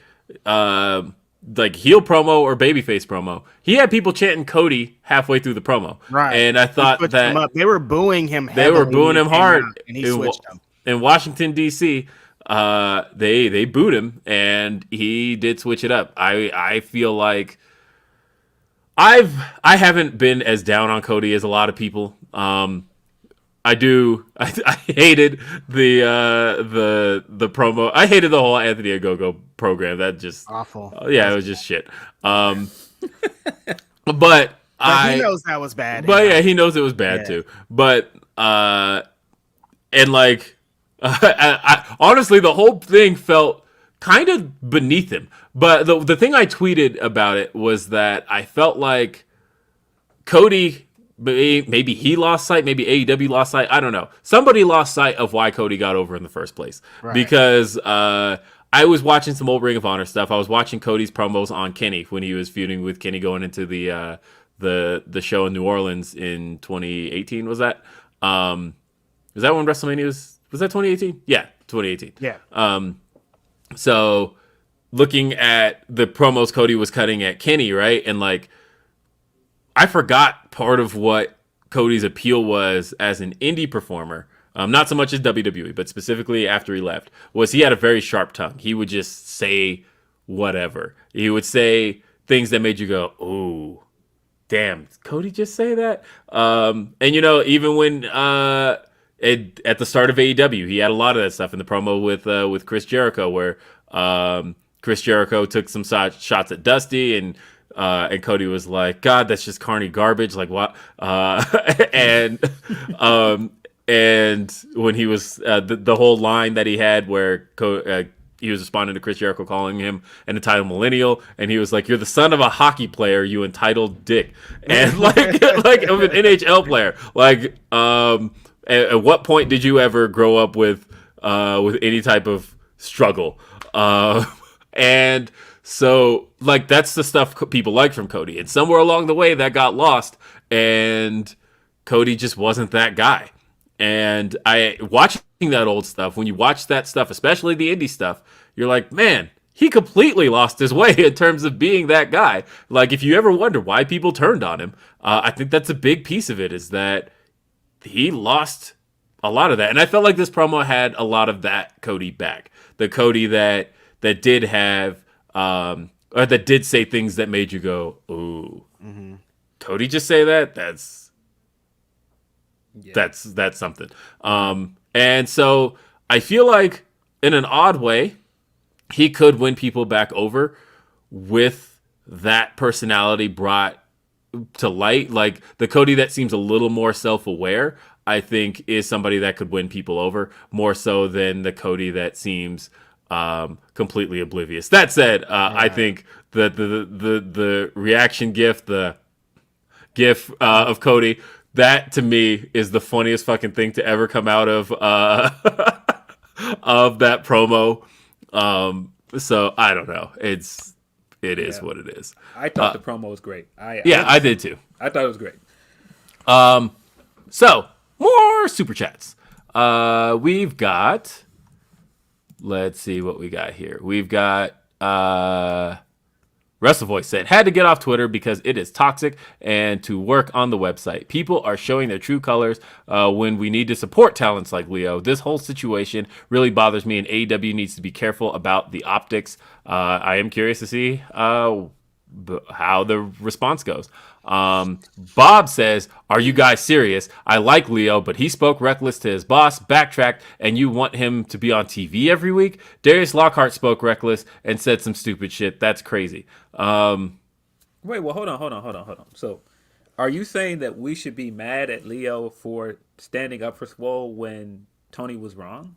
Because he was clearly wrong. He didn't talk reckless. He said apologize for doing something that was extremely disrespectful to our people. That's what he did. He didn't say anything out of line to Tony in those tweets. He just said apologize. That's not him talking reckless. And furthermore, again, we don't know what conversations him and Tony had behind closed doors. We need to wait until Lio comes out and says his piece on this. Yeah, exactly. And Van Twinblade says, the Suzuki Richards match from October is up on Glory Pro's YouTube channel. Everyone should check it out. Hashtag Team Ambition. Hashtag We Are STL. Check that out. And WrestleVoice also said the black wrestling scene can thrive. There are talents like Fred Yehi. That's what I thought. And Trisha Dora out there that can go with anyone. The black indie scene is what people need to pay attention to. I do think it is interesting that maybe I'm crazy here, or maybe I just spend way too much time in the black wrestling space. But does it feel like black people have kind of taken over indie wrestling? Because that's really what it feels like to me. I don't know if it's just the stuff that I follow, because I only see black pro wrestling. I mean, to me, it is like all these shows are just black wrestling shows, and I love it here. Now, to Reg's point, one thing you can look at from wrestling history is how much the indie scene has dictated what the future of pro wrestling is about to be. When you look at 2005's indie scene and you look at guys like CM Punk was dominating the indie scene in 2005. Bryan Danielson was killing the indie scene. AJ Styles, Samoa Joe, all those guys. And years later, you looked up and those were the names at the top. And I feel like even just a couple years ago, when we were talking about Kenny Omega and Cody, the Young Bucks, Adam Cole, and Kevin Steen, Seth Rollins, or at the time Tyler Black, all of those names are now the top names. And the fact that when we talk about the indies right now, and we find ourselves very much talking about guys like AJ Gray, right? I feel like, and we're talking about Jonathan Gresham. Willow Nightingale, Darius Lockhart, Darius Carter, Eel O'Neal, Jordan Blade. They're so, like, I could go on for 500 years. I feel like the fact that it is so black dominated right now in the indie scene is a precursor to what we're going to see. To Tyler Perry Presents Pro Wrestling. Madea as the commissioner. I'm telling you, it's going to be lit. Dude. Tyler Perry has the studio. It's in Atlanta. We all are lit at Tyler Perry's studio. I'm telling you, of course, work there because I have to. TP Dub. TP Dub. TP Dub. TP Dub. TP Dub. It's going to be lit. I'm telling you, it's on fire. The wheels are going to be in motion when I get Tyler Perry on the phone. Like, yo, let me talk to Madea real quick. Madea, I got an offer for you, girl. It has to be Tyler Perry, though. He has a studio. It's perfect. I'm telling you. People are like, it's wild. It's Tyler Perry's going to have everybody in wild wigs. Everybody, all the antagonists and protagonists are just going to look like Will Washington. But you see, look, it's going to be fine because I know how the Tyler Perry universe works. It's not going to be all that. We're going to switch it up. I'm telling you.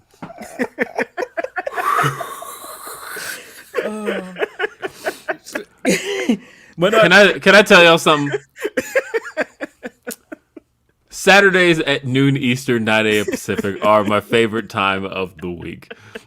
This can't be beat. Hey, Mac says hot or hood Chinese spot greater than Panda Express. Major facts. I've been sitting here listening to them talk up Panda Express, and I've just been keeping my opinion to myself because look, man, enjoy Panda Express. It's only when the spots are not open that I'm at Panda Express. It's like Panda Express to me is like, hey, I'm walking through the mall and I need to grab something from the food court kind of food. Whereas, if I'm like, okay, we're having Chinese food for dinner, like my kids would groan if I was like, hey, we're having Chinese tonight, and I just bring home bags of Panda Express. They'd be like, what is this? Actually, I take that back. My kids would love it. I'm telling you, that's just Max, man. Come on. Yeah. My wife, on the other hand, would be like, what are we doing here? What is this? Tim Gordon says, anyone else think this is leading to Cody versus Punk? Yeah, absolutely. We just said that. And also, King of Games says the same thing. After that Cody promo, can't wait for the Punk feud. Happening. And unless Rob Reed says, unless Cody is in the Royal Rumble, you never know. AEW was literally built out of a bet between Cody and Dave Meltzer. Hey, the dude who made that original tweet, I feel like he needs to be inducted into the Hall of Fame. Let's see. Shot Kid 29 says WWE equals petty. I see them releasing Ali in the next cuts instead of granting his release. So paying up the ass for Cody to mess with AEW is a possibility. Nick Khan wants Cody Rhodes. I don't know Nick Khan, but I know how he works, and he would like to have Cody Rhodes in his company. Let's just say that. Yeah. So if he got the money, Cody, you need $4 million? I got you, bro. Come through. A lot of stuff Cody's doing would fit what WWE is also doing. He's a WWE wrestler. He's got but at the same time, come on, it works. At the same time, I feel like that's his value to AEW, right? Is that he does. Also, they're like, we got the Miz that has everything that you're saying and doing right now. So, and hey, they were both at the Zack Ryder, Matt Cardona's wedding. So there's that as well. Although I think that was a super spreader because everybody who came out of that, because we talked about that on the show, the Iconics had to pull out, or the Inspiration, they had to pull out of defending the titles, and Cody had to pull out of defending his title, and oddly enough, the one person who like was still present at every show was The Miz, who didn't miss anything, and he was there. But anyway, he's awesome. That's the power of waking up next to his hot wife every day. Yeah, seriously. He's like, can't nothing beat me. I wake up to a big W every single day. Hannah says, I got threats over this, but I'll say it again. The middle part of Cody's promo reminded me of when I'm trying to tell a story, but I have ADHD, so I keep thinking of other shit and throwing it in. Hey, honestly, that's the key to having a podcast. That's the key to having a podcast, though, and like having content is just having other shit to say. Because man, my least favorite podcasts are the ones that are like straight to the point. Now I want to hear people just talk and banter and like, oh, this shit came to mind. Okay, let's talk about this. But anyway, Brendan says, I get that the content might not be someone's cup of tea, but I found it super entertaining, even if it was a bit of a mess. Right, like he was like talking about a lot, but he was going for it. He knew what he was doing. He was bringing it back around. But yeah, the people saying Cole is worse off in AEW clearly never watched him before he arrived in NXT. I'm saying but you only know that Adam Cole because all of this is super regular. This is Adam Cole. This is more Adam Cole than the NXT Adam Cole, honestly. But honestly, I think it is a lot of NXT Adam Cole. I really think that the thing people just don't like is just that, hey, he's with the Young Bucks. And I don't like the Young Bucks. He's with or he's feuding with Orange Cassidy, and I don't like Orange Cassidy. He's with the same exact dudes he was with on NXT. Yeah. That's the Undisputed Era. They're here, you guys. You like those guys. You have their T-shirts. You have their tattoos. You have their little hats. I saw somebody actually say that, can you believe that the Undisputed Era, this major group from NXT, is feuding with the Best Friends? And I thought, because like, to people who don't care, they're like, the Best Friends, their job or act, but it's like, no, they're not. As a matter of fact, they're one of the winningest teams in AEW. Like, these guys have wrestled at the Tokyo Dome, guys. Like, you got nobody's.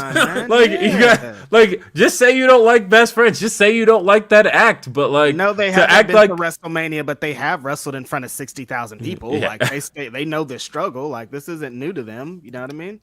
Tyrell says, yes, there's elements of AEW that need to be that they need to be better at. Parentheses, use of black talent, other elements. People need to stop looking at it through the WWE lens, like contracts. Please do that.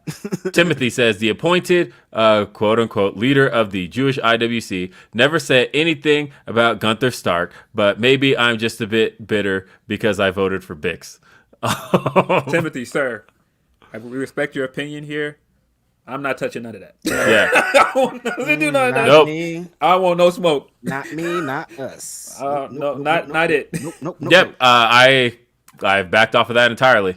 But for the same reason that in the same way where we're like, hey, this is a conversation for black people to be having. That part. Same deal.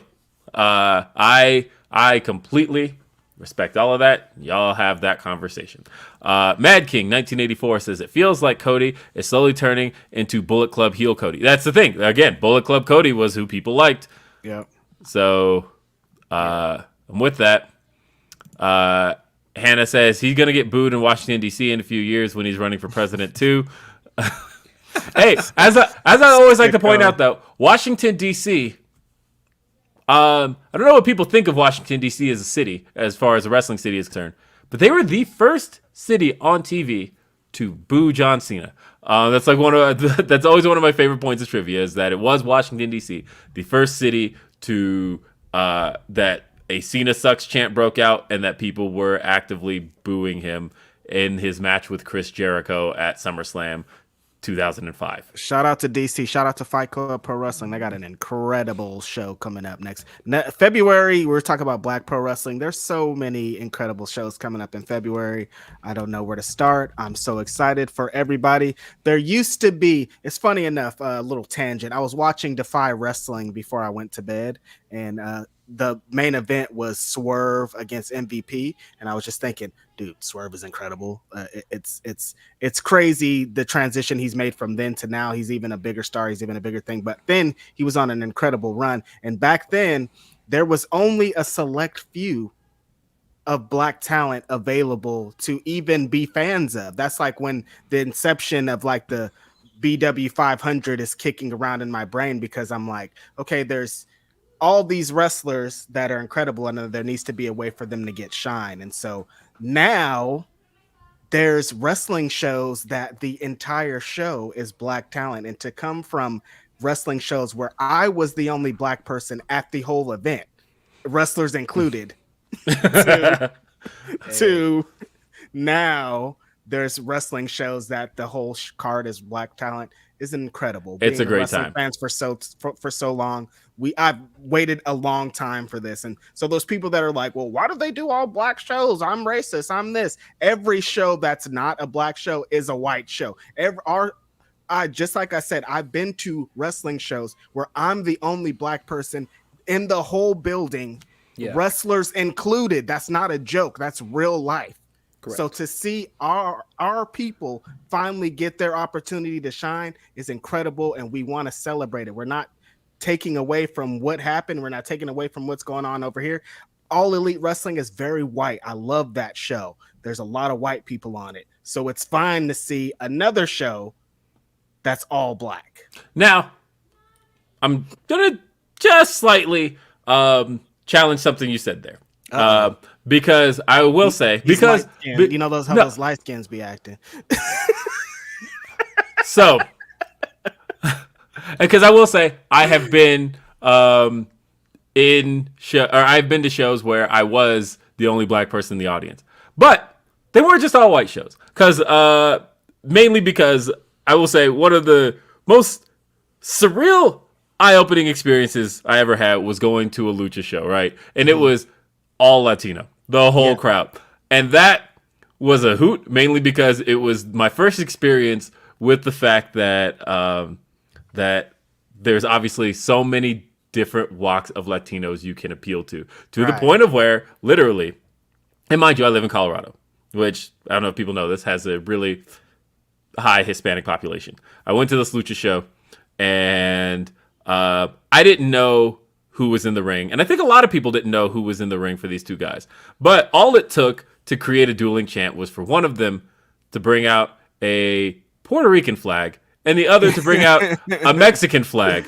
And literally, dueling chant, Puerto Rico, Mexico, Puerto Rico, Mexico. And one raises up one flag, half the crowd cheers. And I'm just sitting there watching, and I'm like, man, this is dope. Y'all are so into this. This is fucking great. And S.A. Rios was on that show too, by the way. I see people in the chat saying, "Oh, what about Latino?" I'm talking about my experience, guys. Don't start adding in different experiences. Well, that was why, and what I've been through. That was why the only point I was challenging there is that I will say that I've been the only black person that I have had a lack of a black experience. I'm from Bakersfield. I've been to a lot of shows that were 100% Latino shows, so I know what's going on. I was really just challenging the point that by not being black shows, they were white shows. I have had the difference happen. I'm talking, you guys. Come on, don't take me to the fucking thing. You know how I be going out. But either way, like I said, it feels good right now. It feels good, and it feels very different to suddenly have because the thing is, and Phil's brought this point up before, but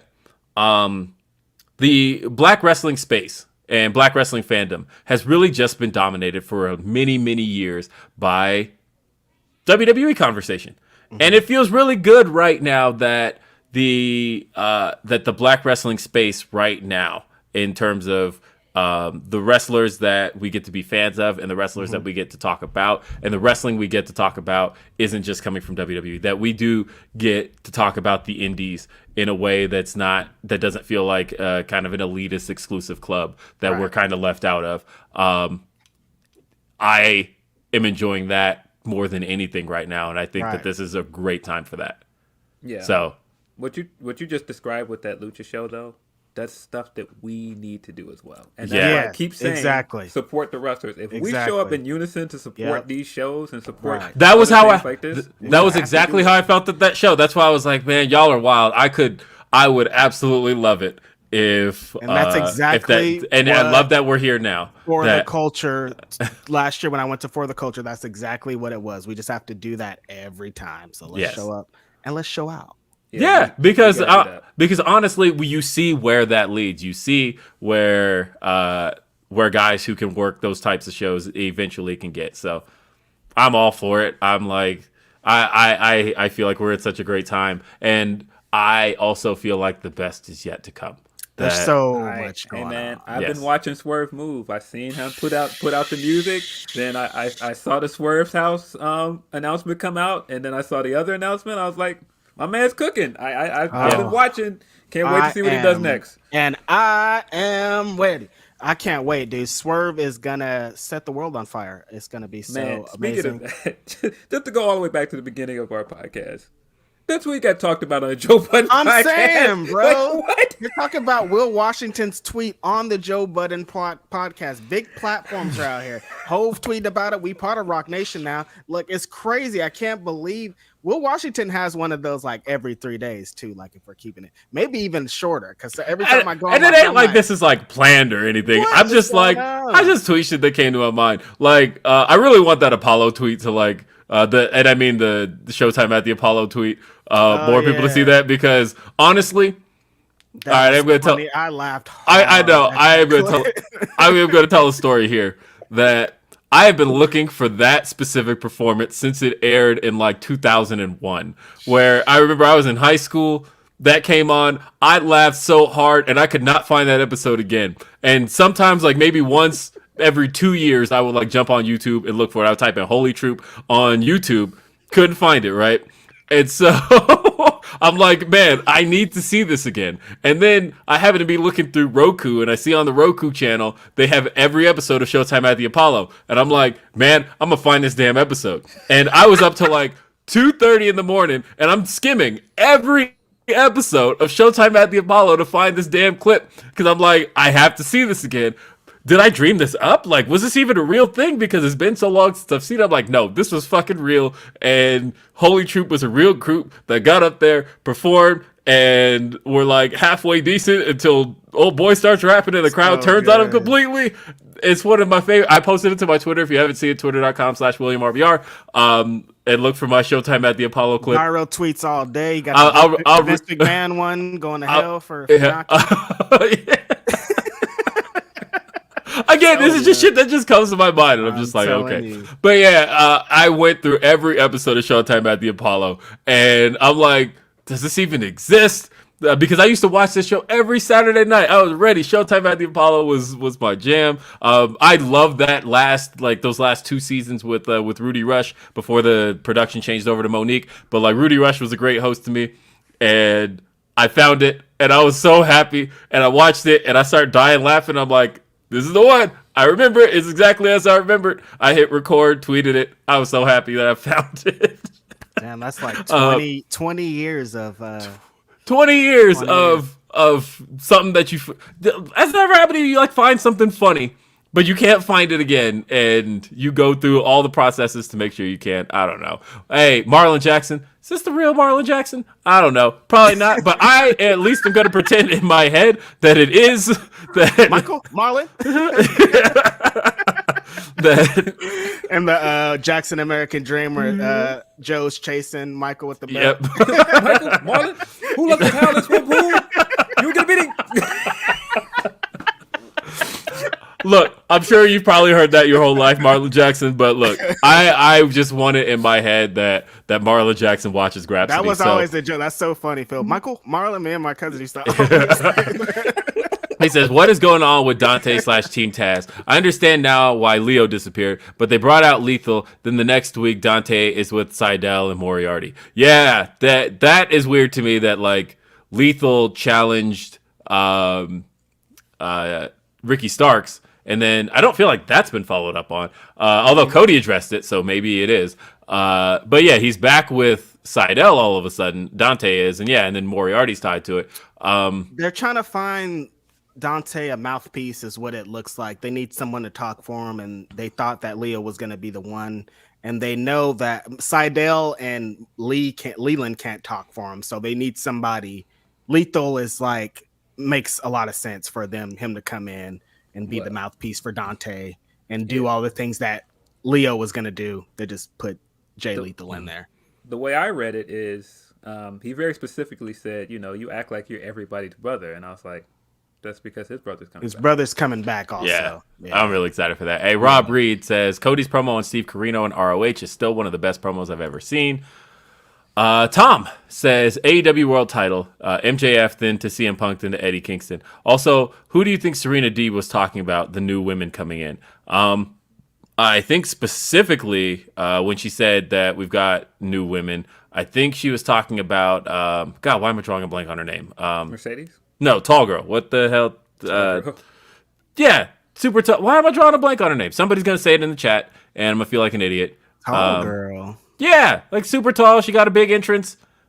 Oh, Megan Bain. Megan Bain. There it is. Okay. Yeah, okay. Sorry, Megan Bain. I think she was talking about Megan Bain. I think she was talking about Marina as well. And I think that those Ember and Tony, those are going to. Yeah, those could be. Yeah. There's a lot of going on the market. But I specifically because they can't sign Ember yet. But specifically, he said that they brought them in already. I think that's who she was talking about was Megan Bain and Marina Shafir. Good for Megan, man. She made a big mark with those Beyond Wrestling shows, and Megan's looking like money. Yeah, she's going up. Let's see. Marius says, hello again from Romania. Thanks for the show. Hey, shout out. I'm chilling with you after a stress-inducing exam I had this morning. Are we getting Cody versus Punk? I think so. Let's see. Ricardo says, I want to see Keith Lee in the main event in AEW. I think the best thing they can do for Keith Lee is because AEW hasn't done it yet, I want to see him answer a TNT challenge and win it because they've done the open challenges so much, but nobody's won it from an open challenge. I want to see like all the matches have typically been hyped when there's been a title change. I want to see them finally pull it off in an open challenge, and I think Keith Lee should be the one to do it. We're pretty close to this 90-day thing, right? Like really close. Close. Next week is Keith Lee, and then the week after is pretty much everybody from Hit Row. Wowzers. That's crazy. Sean Battle says, much love always. Saw via PW Insider more departure/contract expirations from AEW in the days ahead. February is looking a lot more interesting. Yeah. So, and I'm seeing people in the chat talking about TPW. Telling you, Tyler Perry, it's happening. Telling you, it's going down, man. It's gonna be great. Y'all are gonna love it. Great. Okami-sama says, I hate this narrative that Lio Rush was difficult. Why? Because he didn't want to bring grown-ass men water in WWE. Yes, exactly. I hate it. Mm-hmm. Oh, I hate it. Brendan says, would it make people feel better to think of it as the former Undisputed Era feuding with Chaos? Wrestling in 2022 is crazy. It's insane. They are feuding with Chaos. I forgot about that because Orange is a part of Chaos. Yep. Chaotic, but here's the thing. They don't respect any of that either. No, they don't care about that. They don't respect it until WWE signs them. Yeah. Mm-hmm. Chaotic Butterfly Man. Hello, Grapsody crew. Awesome episode as always. You know Vince is going to try and book Tyler Perry to run in during Lashley versus Lesnar. Yo. Come on, man. We do not need to see that. It couldn't be the worst thing. We got to get his feet wet, get Tyler Perry's feet wet. And, when we eventually do it. Shout out Lashley, and you guys are going to be there. I'm jealous. I'm going to cry myself to sleep. Bobby Lashley. I interviewed Bobby Lashley talking about that match, and he said, it's funny enough that we got to where we got now because initially I was like, yo, so what's up with this Bobby Lashley? What's up with this Brock Lesnar match? I know everyone in the world that interviews you says that they ask about this match. They ask about that. And Bobby Lashley said, I talked to management one time, and they told me that nobody wants to see that match. Which is cap. Management told Bobby Lashley that no one wants to see him and Brock Lesnar in a match. Even though you brought up Bobby Lashley to be the replacement Brock Lesnar. Like what? You literally brought him in after Brock Lesnar left. And you gave him Brock Lesnar. Like, I know that's cap. He's like, I could post about my kids brushing their teeth on Instagram, and the comments are going to be, when are you going to wrestle Brock Lesnar? I'm like, everyone wants to see that match. I don't even know why they said that. That's why. Only reason I'm like not like I thought the video package was great, and like it reminded me a lot of the Road 2 stuff, and I thought it was really good. my only reservation about the match is that I would love to see it in a time where we didn't know that the Roman match is ultimately the destination. I would like if this were like SummerSlam, where there wasn't something else on the horizon, I would feel a whole lot better about it. But I hate that it's on the road to WrestleMania, knowing that like they already have their sights on Brock and Roman. They already have like started looking ahead. They've already booked ahead. On screen, we're already talking about Brock and Roman. And I thought that I would have loved to have seen Bobby Lashley and Brock Lesnar in a time where there could be a shred of doubt. But I'm like, man, Brock's going to win this. And, I would have loved to have seen more MVP, Paul Heyman stuff. I would have loved, there's a lot more I wanted to see from this. And we will get MVP and Paul Heyman going head to head, I think, this Monday. That's my only, but I'm happy. I'm going to get to see it at the Royal Rumble. I also get to see Roman Reigns and Seth Rollins. And there's a little more stuff we're going to talk about there. I am La Lucha says it's annoying to talk pro wrestling with WWE locals because they don't see anything outside of their spectrum. It's like one of those who say USA is the best country but have never left their hometown or state. Facts are being brought up. That's Max says, I can't wait to see pics of Will at the Rock Nation brunch. That's hilarious. I'm get my Rock Nation hat. Send it. Bad Company Bill says the Apollo tweet had me rolling. I'm glad more people got to see that because it's one of my favorite things. Brendan says, isn't Lethal more interested in messing with Ricky Starks than helping Dante? That's how it seemed to me, at least. I could see it from that angle. Yeah, definitely. Matthew S says, Terminus feels like they've got something really special. A lot of small, careful touches, like the niche they're going for, and I am all in. Let's see. Got a few more super chats. Timothy says, as a Jew, too many people speaking for us on Gunther and Melt's controversies makes me appreciate letting black voices speak all for themselves. Thank you. And got another one from Okami-sama, who says, I'm trying to find the Raw episode when D'Lo Brown was telling Stacy Keibler he gotta have her. She looked like a white woman in distress as a black guy. I found it so cringe. I mean, I imagine that was like, 2002? Uncle D'Lo. D'Lo's the man. When that GIF came out of him walking to the ring, I think that was SummerSlam with Deborah. And he's got both the titles. And he's on. D'Lo's the man. He just is. I like that he got to get into some action recently on the Impact episode when the ROH team put him through a table a couple times. That was dope. Kyrian asks, have you guys been keeping up with the online feud between the Briscoes and FTR? Wonder what the holdup is with TK signing the Briscoes.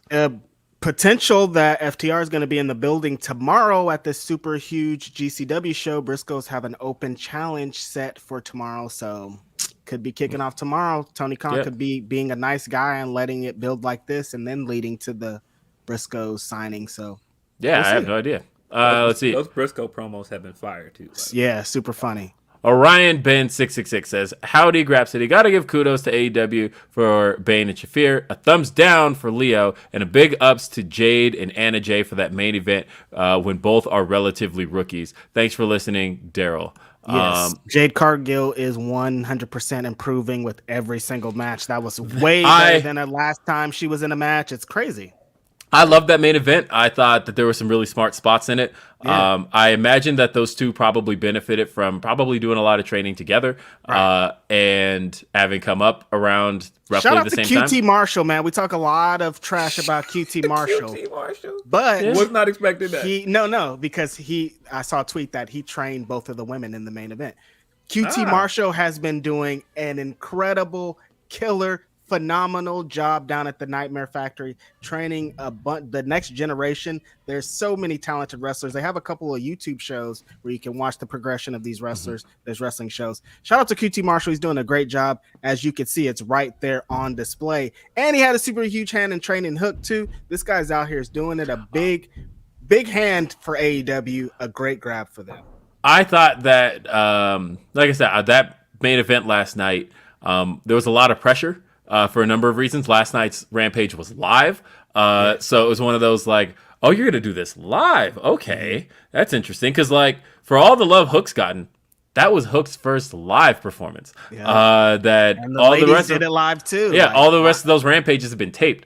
and he did that live. And so I thought it was an interesting live Rampage last night, but I thought that they did come through, and they had the main event. I want to see like that. That's basically what I expect from Jade Cargill's reign going forward. Right. And I can't wait to see what else they do with it. I'm curious. Do they do matches after Rampage? Like, was that the main? That event was the main event. Night? After the show was over, deal. basically CM Punk came out and sent the crowd home. Him home. Yeah, that's sent a them big home. deal for those ladies. Shout out to those ladies. Yeah, they had the last match. Like I know they've done like women's matches where it's been the main event of Dynamite, but they taped Rampage after or something things like that. But like because at Battle of the Belts, Riho versus Britt was the main event of the live show, but Hangman had the match that sent everybody home. The match they taped for Dark. This was just. There was nothing taped afterward. That was it. That's dope. They did a great job. I really liked that visual of her flexing with the belt with the graphic behind her. The graphic was really good. Yeah, I thought like it seemed out of the Undertaker's book because they used to do that at WrestleMania. Myron says, "Have y'all seen that Jeff Jarrett promo for GCW? Hilarious and awesome in the same time. Man is out here looking like the Undertaker. Speaking of the Undertaker, he is doing an Undertaker thing. That's funny. So we got a few more topics."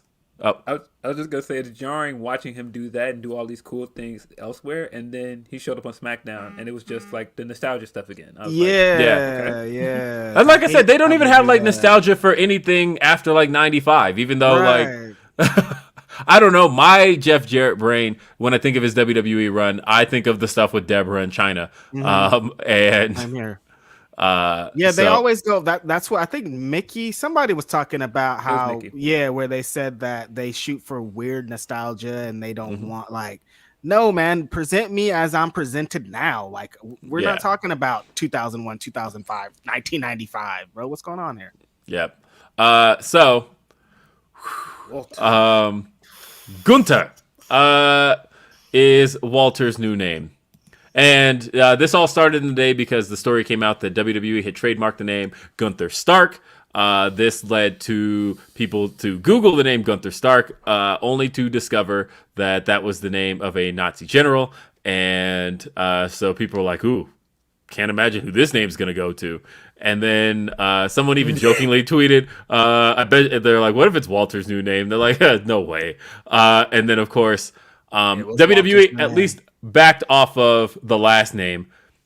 Here's the thing. I am going to give a little more benefit of the doubt than most people are willing to. I think they were mostly unaware. No way. No. Hold on. No. Hold on. Okay. I know.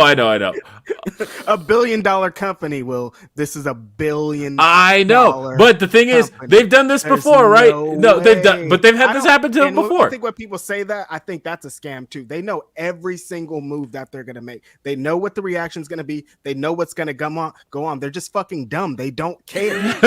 They don't care. No, I'm giving it a little because I will say that, like, as somebody who currently, for example, works for $1 billion company, right? There are times where, like, something has made it through, like, 25 people, and not a single person decided to, like, do their due diligence until, like, it finally got to the right person who was finally like, wait, we can't do this. And, like, made it through that many people, and not a single person looked up and went, wait, why are we doing this, right? They can't, dude. And so I'm like wondering if Taco Bell has a new special. I'm Googling it. A little tiny minor thing, bro. There's no way this because like I said, this has happened. This happened to WWE before. Company. Like, the name Wade Barrett, right? Like, because sometimes they come up with these new names and don't even realize, like, where have I heard that name before, right? But like Wade Barrett was the name of a soccer player, like a kind of noteworthy soccer player in Europe, and nobody decided to like, hey, let me look up Wade Barrett to make sure that's not already somebody's name. And they trademarked it. They gave it to this wrestler, and then it was like, hey. There's actually a dude named Wade Barrett who's out there, right? And then same deal with, on a larger scale, Tony D'Angelo, where the name Tony D'Angelo belonged to a porn star, right? Oh my God, I didn't know that. That's and again, they assigned it to Tony D'Angelo. and it made it through enough people to where nobody bothered to look that up to make sure that, hey, you know, especially because Tony D'Angelo wasn't somebody who already had like a noteworthy wrestling career. So Googling that name was actually going to bring up the other Tony D'Angelo first for maybe a couple of weeks before WWE's Tony D'Angelo finally takes over. So like, and there was a porn star, Shawn Michaels. They yeah, used to this thing. This is pretty cool for them. but like, so as far as the Gunther Stark thing is concerned, I don't think there was any intentionality there as much as it's just funny. And I think that to me is really what it is it's just like, it's a funny, stupid thing to get wrong, and I think it's just more fun to like beat him up over it than. I think they were gonna drop the last name, like he was just gonna be Gunther, and that's the funniest thing about it is like how that's an awful name, bro. So now going back to this, I think the name change is fucking hilarious. Yeah. I think that because let me take a step back. Let's just assume that I'm one of these older NXT fans that happens to like not really be involved in any of the internet stuff. Doesn't really know what's going on with anything. I just happen to follow the product. Why, logically, after this match, you see, it's not like Walter is new, right? Like you've seen Walter multiple times referred to as Walter. But why after this match, logically, would Walter, after the match is over, grab the mic and be like, actually, it's Gunther? Like, that's the silliest way for him to go into it. So he was like, no, actually, my name's Gunther. The winner of this match is Gunther. Yeah, and like, if I were a viewer, why would I be like, wait. Were they just getting his name wrong all this time? Like, was he for 3 years? Like for 3 years, were they just saying it incorrectly? And finally, he was just like, "Look, guys, I think you guys need to know that like Walter was never my name. My name is Gunther." Like, yo, my closed captioning was messed up that whole time. It kept saying Walter when it should have said Gunther. Like logically, why did he choose now to tell everybody what his new name is? Like, this is a guy who is the longest reigning NXT UK champion in history. And that whole time they were like, this is Walter. And like, logically, was this character just in the back of his mind thinking like, man, if only they knew my name was Gunther. Like he went the first day and told him that his name was Walter, but they just were calling him his name was Gunther, but they just kept calling him Walter. He's like, I guess I'll never correct him. And then that one day he was like, you know what? Tonight after my match, I'm gonna let these motherfuckers know my name is actually Gunther this whole time. Like logically, it makes no sense for him to just suddenly be like, yeah, actually, I'm Gunther. I'm Gunther. Yeah, the stupidest name change. I mean, beyond the problematic stuff about this, like them, you know, using a real Nazi name, and right. I mean, I don't know how far I can see this being a legitimate accident, but I think the other problem with it is they're so dead set on doing the evil foreign heel thing. Was like, no, Walter's not a foreign enough name. You've got to get something even more German or Austrian, because Walter's not German, he's Austrian. And so I can see it, but then at the same time, it's like, with everything that this guy has done for you for the last 3 years, why do you just decide now is the time to turn him to Gunther? Is it because he came to NXT 2.0 and everybody's stereotype is dialed up to 1,000 there? Right. I think everybody genuinely has a problem with the name Walter in WWE. Right. I think then Finn Balor tweeted like, everybody hated Finn, but you didn't come in as Prince Devitt for 3 years. I mean, people were kind of ragging on it, but then like people were like, but his real name is Fergal. Like, honestly, like, I don't think people hated Finn. And he didn't come in for 3 years and be Prince Devitt and then one day say, actually, I'm not Prince Devitt, I'm fucking Finn. No, he came in as Finn. Like it'd be different if Walter came into the company as Gunther, it'd be a little bit different, but he was the fucking champion as Walter. Yeah, he was in a Survivor Series match. Like, this isn't somebody who... Yeah, and I mean, to go to Finn's point, and I'm not totally disagreeing with him, because I don't remember people hating it. Yeah, me neither. The problem is they do this thing all the time where they will spend years or months letting something get over, and then they'll just change it with no reasoning, and then they'll expect fans to not complain at all. Well, of course I'm going to complain because this guy's been Walter for 3 years. It's just like, man, the Finn coming in and saying, hey, you guys hated this. All right, but you went back to calling yourself the Prince when you went back to NXT because that is the thing that helped you get over. And so, I don't know. I just think trying to ignore something that was popular and the fans wanted, you're constantly going to be reminded, like, oh, yeah, this isn't what it was before. Like, look at Nikki Cross. Like, some people are never going to get over the fact that she's just not NXT Nikki Cross anymore. Just because that's what she was presented to them as. I saw someone just tweet when she did the turn, like, is she going to go back to Sanity, Nikki Cross? Like, people can't forget about it. Exactly. And I think that's going to be the thing that dogs this Walter change for a long time. People are just going to be like, no, he's Walter. I only know him as Walter. I mean, this guy's been wrestling as Walter for what, since like 2005? A long time.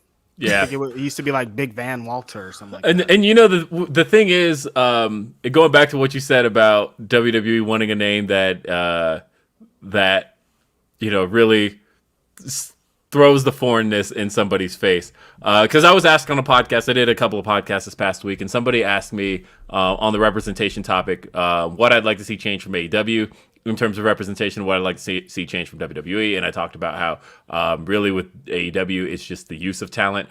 And then as far as WWE is concerned, I was like, I want to see them get out of the habit of stereotyping. Like that, to me, is their worst habit, because WWE has this problem where they like to make people's ethnicity or nationality their gimmick. And there's a problem with that. And what I said on this podcast, and it was just the point Apollo! With drums behind it. Yeah. The point that came to me as I was thinking about this was that Apollo, he's one of many cases. But the problem with making people's ethnicity their gimmick in general, no matter what it is in pro wrestling, especially for heels, is that, and again, the ethnicity, nationality, either one, because they do it a lot, is that a heel's job is to position the fans against their character, or in most cases, their gimmick. So when their entire gimmick or character is simply their nationality, you are positioning the fans to hate that nationality. And that is... that's a big problem. They're trying to garner. My least favorite thing that WWE that happens with their crowds is when they chant USA. Oh my God. It makes me feel so uncomfortable. I'm like, this is bad. I don't like this. And I feel like when somebody's nationality is their gimmick, you're trying to position people against that nationality, especially for a heel. And I always worry about that. And that was my initial worry. I said it at the time when they brought in Apollo, or when Apollo introduced his new gimmick. I was like, I think it's not so much that I dislike the gimmick as much as I worry about putting the fans against his nationality. Right. And the fact that if he's going to come out and throw it in people's faces, the fans are going to throw it back at him. I don't know. I feel uncomfortable with that kind of shit. It's a touchy subject. Yeah, and that's why I generally feel like it is WWE's worst habit to make somebody's nationality their gimmick. It shouldn't be. And to be fair, this has been a wrestling thing for decades to take an ethnicity and make that the character. And it's just the fact that WWE still. There used to be a tag team called the Oriental Express, and neither one was. And they still do it, and it's just a problem to me because they still do it. It's especially bad with their Asian talent. And as seen with Saray on the same program, it's but that's the problem with it. It's just a dated tactic to get people to boo. And I think that they have to grow past it. And it's part of why the go-go stuff didn't work. Because once you try to get into this uber patriotic baby face against this foreign menace, it's just dated. You can tell stories to get people to boo and cheer without doing that. And it's especially dated because of the fact that wrestling isn't so American dominated anymore. Exactly. The fact that so many guys are from so many different parts of the world getting over today. Or even farther than that, the crowds. The crowds aren't like when they used to chant USA in the 70s. It was a crowd full of one race or one whatever. Now it's like these crowds are as diverse as the crowd. I think of the people who like travel for WrestleMania and all that. Exactly, like there are so many people who come from different parts of the world that you can't necessarily do that any longer. Right. But I feel like the old heads are still stuck in that mindset, and I feel like Gunther is one of those names that it's like we really want to hammer in your head that this is a man who is foreign, who is Austrian, who we want you to know that. And Walter didn't feel like you knew that enough. And then I'm sure WWE jumped for joy when they found out they had a wrestler named Sheamus who's Irish. And they're like, man, we got it. Yeah. And his full name was Sheamus O'Shaughnessy. Oh my God, we got everything we need. I think the thing that goes along with it is just more of like how WWE sticks to really old concepts. Like they didn't look like that sounds like a name from the 60s. Like why aren't we updating things? Why are we looking to the past? Why are we naming pay-per-views Great Balls of Fire and shit? You know what I mean? Like it goes along to those type of things of like we need to improve. You guys are going backwards. We need to be going forward. All right, we got a couple more topics before we've got a dip. So it's a shame Reg isn't going to be there, but GCW again. I'm sad about it. Yeah, GCW at Hammerstein is happening tomorrow, and this is going to be it's one of the biggest independent wrestling shows in a long time, brother. This is the biggest show they've ever put on, and definitely the biggest independent show put on in a long time. Main event of it is hold on. So because that's going to take us to our next topic. So I was going to go over the rest of the card. We're going to go from the back to the forward. Yeah, I got it. Yeah, because we're been here 17 years. I've only been here a few months. So we got because we're going to see Ruby Soho versus Ali Catch, and Matt Cardona versus Joey Janela, Jeff Jarrett versus Effie. And we're going to see the Briscoes in a mystery GCW tag team title match. AJ got his match canceled because Eddie Kingston is out, so he still doesn't know. I talked to him a few days ago. He didn't know what his match was. They still haven't announced it, so we're going to see. Jonathan Gresham, though, is going to defend his original ROH World title against Blake Christian. And yes, for the GCW World title, it's going to be Homicide challenging.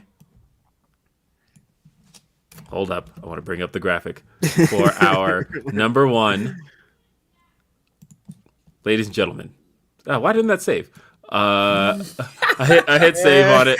Hold on, he's working on. He's on the fly. For the number one. The number one. Homicide. Look, man, Moxley. John Moxley is back. John Moxley made his return this week on Dynamite.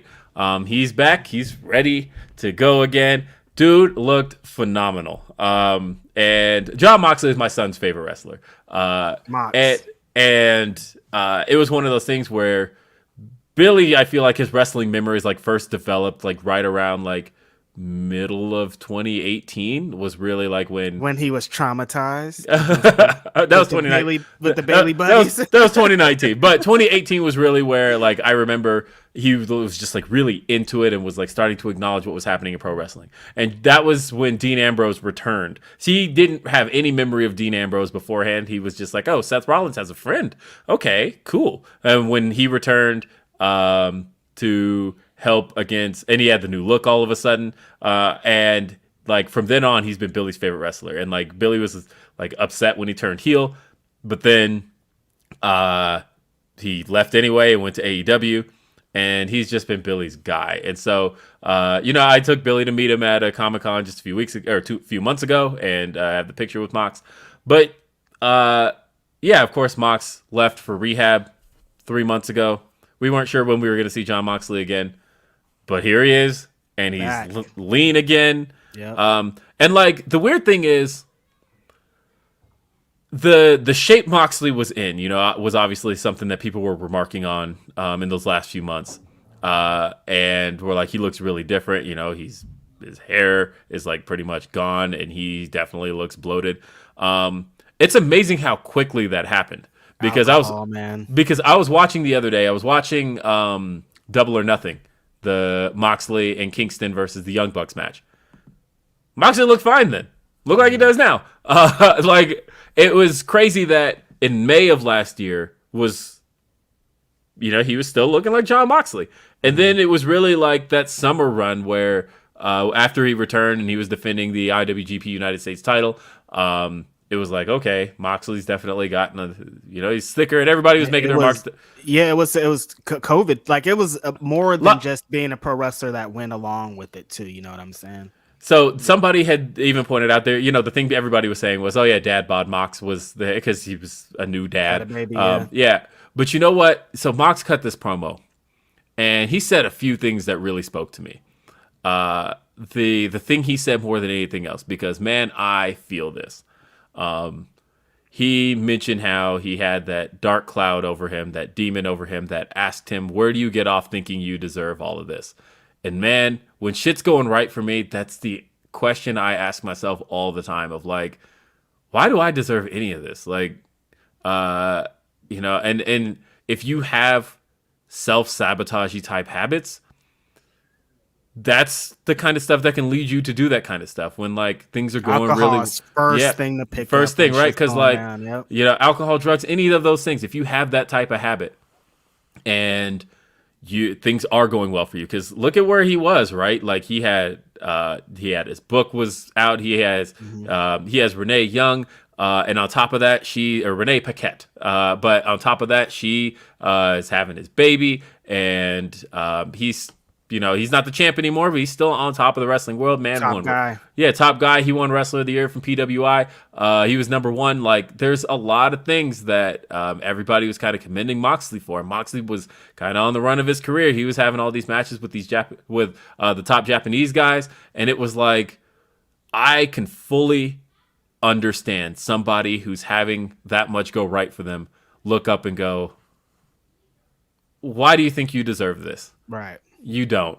Mm-hmm. And you especially get into those sabotaging habits. His old company kind of told him that he didn't deserve it. Like, you know what I mean? Like, and so to get that success that they told you weren't going to achieve, and to achieve it, that's a bigger reason to be like, well, they told me I didn't deserve this. Maybe I don't deserve this. Like I said, I felt that because I have felt that. There are times where, I feel that these days a lot of the time where like shit is going really well and I'm just like, but why? Like I don't deserve any of this. I don't deserve any of that. Like, work's going really well for me, and I right now, and I look up and I'm like, but I don't deserve that. I don't feel like I do. No matter what I've done, I don't feel like I deserve it, and I felt that from Mox, and it was a great promo. Him telling that guy, it was real. Him telling that guy, go fuck yourself. It's so great. Because honestly, like, that just seemed very reactionary. It was just somebody said some shit. He heard it, and he was just like, hey, go fuck yourself. Get that guy out of here, you piece of shit. You know what? I do want to say something about that, because people were spinning a narrative. You can hear what the guy says. The guy says, bring the garbage man to take out the trash. He doesn't say anything about alcohol. He didn't say anything about drinks. So, like, you guys could be mad, but like, this is just a dumb fan. Like, he said, get that piece. He said, get that piece of trash out of the ring. Look at this. You don't have to, even like, people were rejoicing about this situation. You don't have to like Jon Moxley, and you don't have to. That guy has the right to do that, even though it's fucking awful. But that guy has the right to say, I don't like this guy. He sucks. But I will say, like, in the middle of that kind, because it wasn't like Jon Moxley sucks, he should die. In that guy's mind, he's just not a fan of Jon Moxley. You know how these wrestling fans are. They spear people that think they screwed him out of their PayPal thing. So this guy in his mind just thinking, Jon Moxley's been gone. He sucks. I don't like him. Get this guy out of the ring. So, like, it's a fine line. There's a lot of fine lines to be walking. I will say to that though, Reg. Like, I agree. But I do think that there is a time and a place, and I think that some wrestling fans fans, they struggle with understanding when the time and the place. If this is this man's first promo after he's been away for months, struggling with real life issues, that just wasn't a time for that. It wasn't, and like the fact that for normal in their mind people, there's never a time for some dumb shit like that. But so the time. to steal a point from Sean Ross Sapp, you know, the thing was, it was his first promo back, and like that was a sold out. Or nearly sold out. I think it was like 9. I think it was like the crowd was on some shit yeah, that night. But I was gonna say that was like a 99.7% sold out venue, according to my dude at WrestleTix. Shout out Bill. But they in that moment when Moxley was talking, you could hear a pin drop in the building. Like everybody was ready to hear what he had to say. And so, yeah, I think under most circumstances, some guy yelling that kind of shit out probably wouldn't even stand out. But in that moment where everybody was just silent, ready to hear what Moxley had to say, and this guy just shouts out some shit. I'm used to wrestling fans. I've heard people yell during 10 bell salutes. So like like shit's wild. Wrestling fans are on some shit. Yeah. Fans are just wild. That's where we'll end up at. Yep. And that said, I'm just happy to have him back. He wrestled Ethan Page last night. He's wrestling tomorrow night in the motherfucking main event against Homicide. The shit's gonna go crazy. Sold out crowd. Homicide won the ROH championship in the Hammerstein Ballroom against Bryan Danielson. This is just like a perfect marriage of great pro wrestling moments. He had the stare down with Bryan Danielson after his match last night. Come on, we're here. Moxley's back. So I missed Bryan Danielson. I was just happy to see Bryan out there with his white tee. Yeah, himself, man. So my guy. Couple of notes. I want to read the last of the super chats and the Humper chats from Humper chats. We've got D'Lo Diggs. My bad. That was my hands that made that fart noise, by the way. So if anybody was wondering. We're ending this show on a wild note. It was that. But anyway. But anyway. No, let me spit. Yeah. But anyway. So D'Lo said, tuned in late. Hope you fellas doing well. One love. Wrestle Voice says, the world is not ready for Swerve. I can't wait for him to be on the main event scene because I keep telling people that you have not seen anything yet. I've been telling people that for years. Yeah, I want him to eat along with some other brothers and sisters I'm writing about this year. Hamlet says, remember if Adam Cole, multi-time NXT champ, signed back with WWE, they were going to change his name and cut his hair. I hope Walter is a reminder that your name is not like that. Story should have told people that the stuff with Adam Cole had some merit.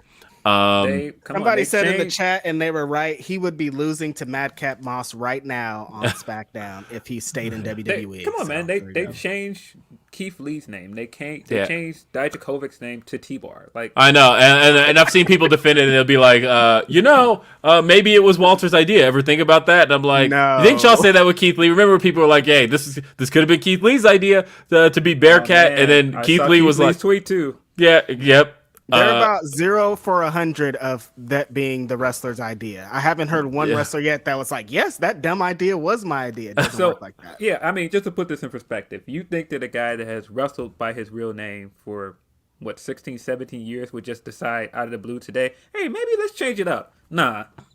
He wasn't even trying to. There were stories that he wasn't trying to go to the main roster for a litany of reasons, and I'm sure this was one of the reasons. All right, last of the super chats, and then I got to get out of here. Dathan says, shout out to QT Marshall for being Tyronn Lue to Hook's Allen Iverson. Yes. Brendan says QT is out here. Is outdoing the entire WWE PC. I'm not gonna go that far, but he said that's a bit much. Y'all's show is a great listen, even super late here in Taiwan. Hey, thank you for the awesome work. Where you guys are, it's wild. Taiwan, like what? Ryan said, first Dynamite opening with women, first main event without Britt. Jade and Jay had the light shine on them, and they delivered. I'm now a total Jade Brony mark. Yeah, Jade is definitely a popular one here. King D says the WWE was aware enough to trademark it. I think they straight up underestimated the intelligence of the fans. They do. They often do that. And then also Sean says 2 words, submission sorority. That was another one. Shout out to Paige. She's been cooking on the tweet. She cooked Bully Ray with that tweet about if you have a mental health thing, make sure to check in with Bully Ray before you come back. Paige would have never let this Sonya stuff happen. Ever. Shot Kid 29 said this whole thing with Walter is par for the course with WWE. Just look at this Saray repackage on the same show. Yikes. Ryan says, and all of the stereotypical German names. Gunther. Kurt Page says Saray as a magical schoolgirl is just insulting. Phil's Daily DDT article on the Apollo gimmick from last year was one of my favorite wrestling pieces of 2021. Phil Lindsey, that's the Phil. guy. That's the guy. He got another one out there on Wrestling Names now that is very good. Yep. Got a lot of heat for that article. I appreciated people that understood what I was trying to say. Yeah. Mad King says John Moxley went from deathmatch wrestler to a top guy in WWE and AEW. I always have respect for him. Unique wrestler, Terry Funk vibes. Love Mox. He's great. And Brent says, in at the buzzer, I guess. Hope you all had a great week. Definitely in at the buzzer. And that is the buzzer. And that is it for this edition of Grapsody. Thank you for being with us. Hey, next Saturday, we're going to be in St. Louis. If you're going to be around, let us know. Try and say what's up. And yeah, yo, Phil's check out that the new Righteous Reg music video, The Circus. It's on check Twitter it out right now. It's fire. It is absolute fire, and Reg definitely went around town filming that. And Oakland. Yep, and it's great. Check that out. Righteous Reg, follow him on Twitter. Follow Phil on Twitter. He's Phil DL616. I am William RBR. We are Grapsody Pod. This has been another edition of Grapsody. And for my dudes here, we'll see you next time. Have a great day.